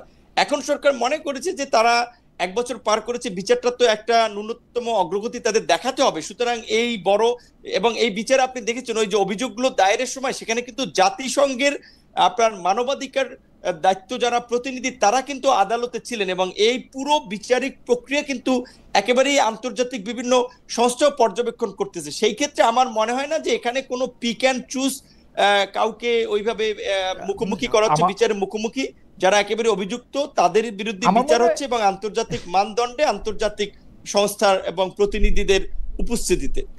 আমার মনে হয় যে এই সরকার সবসময় দুর্বল ছিল। আমার মনে আছে যে আপনি আপনার স্থানীয় নির্বাচনী এলাকায় যেতে সময় বিএনপির কর্মীদের কর্তৃক বাধার সম্মুখীন হয়েছিলেন বলে আপনি সাহায্য চেয়েছিলেন। সেই সময় সরকার সাহায্য করতে পারে নাই, আপনাকে বলছে যে না এটা করা যাবে না, আপনি ঘুরপথে যান, আপনি রাগ করে চলে আসছিলেন। সেই অবস্থা এখনো আছে। সরকার কিন্তু তার এই এক জায়গায় কনসিস্টেন্সি রাখতে পারছে, সে বরাবরই দুর্বল ছিল আসলে। এখন ঠিক এখানে আপনার সাথে একমত যে এখনো তার মধ্যে সেই তার এটা অসাধারণ ক্ষেত্রে বিভিন্ন পদক্ষেপ এটা আমরা দেখি নাই, যেই কারণে আসলে এই আমাদের আক্ষেপটা অসাধারণ কনসিস্টেন্টলি তারা দুর্বল ছিল। তো কখনো কখনো আওয়ামী লীগের পকেটে না, আওয়ামী লীগের পরে কখনো কখনো বিএনপির পকেটে, কখনো জামায়াতের পকেটে, এখন বোধহয় কিছুটা কখনো এনসিপির জোব্বায়, এখন বোধহয় বিএনপির পক্ষেই আছে। সেই তো আমরা বিএনপির নেত্রীকে দিয়ে আজকে অনুষ্ঠান শেষ করি। ব্যারিস্টার রুবিন ফারহানা, আমরা 30 সেকেন্ড শুনতে পারবো? না, আমাদের আজকে যে আলোচনা তাতে দেখুন কি অসাধারণ ভাবে আমরা 3 জন একমত হয়েছি যে এই সরকারটি ভীষণ রকম দুর্বল, ভীষণ রকম অকার্যকর, ভীষণ রকম ব্যর্থ। কারণ এটা এই সরকারের ব্যর্থতার মধ্যে সীমাবদ্ধ নাই। দুর্ভাগ্যজনক ভাবে আমরা যে একটা বিরাট স্বপ্ন নিয়ে আসলে যাত্রাটা শুরু করেছিলাম, এবং একটা দীর্ঘ লড়াই, তো 15 বছর একটা লম্বা সময়, এই 15 বছরের লড়াই এবং গত 24 অগস্ট, জুলাই আগস্টের 36 দিনের বিভৎসতা, তারপরে যখন এই সরকারটি আসলে কোন জায়গাতে, আপনি আমাকে একটা জায়গা দেখান খালেদ ভাই যে এই সরকার সফল, যদি একটা জায়গাও থাকতো আমাদের কিছুটা হয়তো সান্ত্বনা হতো। কিন্তু আমরা আনফরচুনেটলি আমরা 3 জনই একমত হলাম না দুর্বল, তবে পুরোপুরি কিছু জায়গায় ওই কি সফল হয় নাই কিনা সেটা আমরা নিশ্চয়ই আসলে খুঁজে দেখবো। যে যেই পরিস্থিতিতে একটা জায়গা বলি আমি, যেই পরিস্থিতিতে সরকার ক্ষমতা নিয়েছিল আসলে ডক্টর মোহাম্মদ ইউনূস, 8 তারিখ থেকে যদি আমি তার রিপোর্ট কার্ড লিখি যে বাংলাদেশ কিন্তু এমন একটা দেশ, কারণ আমরা বিভিন্ন সরকারকে সরকার পরিবর্তনের পরে ক্ষমতায় নিলে যে ভয়ঙ্কর নৈরাজ্য, হত্যা, খুন জায়গা দেখি, তার তুলনায় অনেক কম হয়েছে। তারা সেটি ভালো সামাল দিয়েছে। খালেদ ভাই, বাংলাদেশে 5 তারিখ থেকে 8 তারিখ কোনো সরকার ছিল না, তখনও ল এন্ড অর্ডার আমাদের বাচ্চারা রাস্তায় থেকে যেভাবে কন্ট্রোল করেছে সেটা এই সরকারের সময় 14 মাসের তুলনায় না 3 দিন দিয়ে, প্রথম কথা 3 দিন দিয়ে এটা বোঝা যায় না, প্রথম কথা 3 দিন দিয়ে বোঝা যায় না। 5 তারিখে জি 5 তারিখ হচ্ছে সবচেয়ে বড় যেই দল ভিকটিম হয়েছে বিএনপি গত 15 বছর, তারা কিন্তু সেভাবে প্রতিহিংসা পরায়ণ হয় নাই, তারা কিন্তু সেভাবে রক্তপাত ঘটায় নাই। হবে বিএনপি ক্ষমতা আসলে হবে, বেরসা ফারহানা, বিএনপি ক্ষমতা আসলে হবে। আমরা এই ভয় পাইতেছি যে কারণ আমাদের তো 2001 মনে আছে, 91 খুব ভুলে গেলেও কিন্তু এক তো মনে আছে। আমি যদি তর্কের খাতিরে আপনার কথা মেনেও নেই, আমি এটুকু বলবো যে আমরা ইতিহাস থেকে শিখেছি। আমি তর্কের খাতিরে যদি মেনে, ইতিহাস থেকে কেউ শিখে কিনা সেটা নূর সবচেয়ে ভালো বলতে পারবে। আমার কাছে মনে হয় সেই 16 সাল থেকে আমাকে বলতে লিখতে যে নূরকে কারা পিটায় কারা মারে এই সমস্যার এখন আমি সমাধান করতে পারলাম না। সর্বশেষ বিএনপির কাছ থেকে একটা বড় আমি জানি না মানে নূরের কপালে আর কি আছে, আমি পরে দেখি নূর কি একটা দুইটা কথা বলবেন যে মানে আর কতবার আমার লিখতে হবে যে মানে কারা আপনাকে। আমি এটুকু বলতে চাই যে দেখেন, আমরা এটা সবাই জানেন যে স্রোতের বিপরীতে আওয়ামী লীগের সময় আমরা যে সংগ্রামটা করেছিলাম, ব্যক্তি হিসেবে দল হিসেবে আমরা চাইলে অনেক সুযোগ সুবিধা নিতে পারতাম, আমরা স্রোতের বিপরীতে হেঁটেছি। এই সরকারের সময় আমরা কোনো সুযোগ সুবিধা নেই, কারণ হচ্ছে কাউকে না কাউকে তো কথা বলতে হবে। সো আগামীতেও যারা সরকার গঠন করুক সেখানে আমাদের ভয়েসটা থাকবে। কিন্তু আমাদের দর্শকরা কিন্তু মনে করেন আমাদের দর্শকরা কিন্তু মনে করেন যে আপনারা সুবিধা নিছেন কিনা সেটা আমরা ঠিক জানি না, গোপনে গোপনে আপনি, কারণ আপনি যেহেতু এক এক সময় এক একটা জায়গায় আপনার একটা শক্ত অবস্থান দেখা যায়, তো কেউ আবার এটা মনে করেন যে আপনি আবার না, এটাও তো অনেকের কাছে মনে হতে পারে, বাট আমাদের পজিশনটা অলওয়েজ প্রো পিপল ছিল, ন্যায়ের পক্ষে ছিল, এবং এই জন্য আমরা বলছি আমাদের life dedicated to country. So সামনেও যে কোনো পরিস্থিতি আমরা প্রতিবাদ করতে গিয়ে হামলার শিকার হতে পারি, মামলার শিকার হতে পারি, বাট আমাদের এই সংগ্রামটা আমরা যে ধরনের একটা কাঙ্ক্ষিত রাষ্ট্র চাই সেই রাষ্ট্র না পাওয়া পর্যন্ত, যেখানে প্রত্যেকটা নাগরিকের মত প্রকাশের, তাদের চলাফেরার বাক ব্যক্তির স্বাধীনতা থাকবে, রাষ্ট্র নাগরিকদের কাছে অনেক ধন্যবাদ, রাজনীতিবিদরা জবাবদিহি করবে, সে ধরনের রাষ্ট্র না পাওয়া পর্যন্ত আমাদের এই সংগ্রামটা চলবে। তার জন্য আমাদের আরো মার খেতে হলে আমরা খাবো। ঠিক আছে জনাব নূর, আপনাকে অনেক ধন্যবাদ ব্যারিস্টার রুমিন ফারহানা। আপনারা আজকে অনেকক্ষণ আমাদের সঙ্গে থেকেছেন, কিছুটা কারিগরি ত্রুটিও ছিল সেই সময়ের জন্য, আমাদের অনুষ্ঠানটা নানাভাবে ব্যাহত হয়েছে, কিন্তু at the end of the program আমি একটু বলতে পারি যে মানে অনেকগুলি বিষয় নিয়ে আপনারা খোলামেলা কথা বলেছেন, যেগুলো আমাদের দর্শকদের জন্য, আমার জন্য আসলে অনেক বেশি আলো দেখানোর মতো হয়েছে। আপনাদের দুজনকে অনেক অনেক অনেক ধন্যবাদ, ব্যারিস্টার রুমিন ফারহানা, জনাব নুরুল হক নূর। আমরা পরের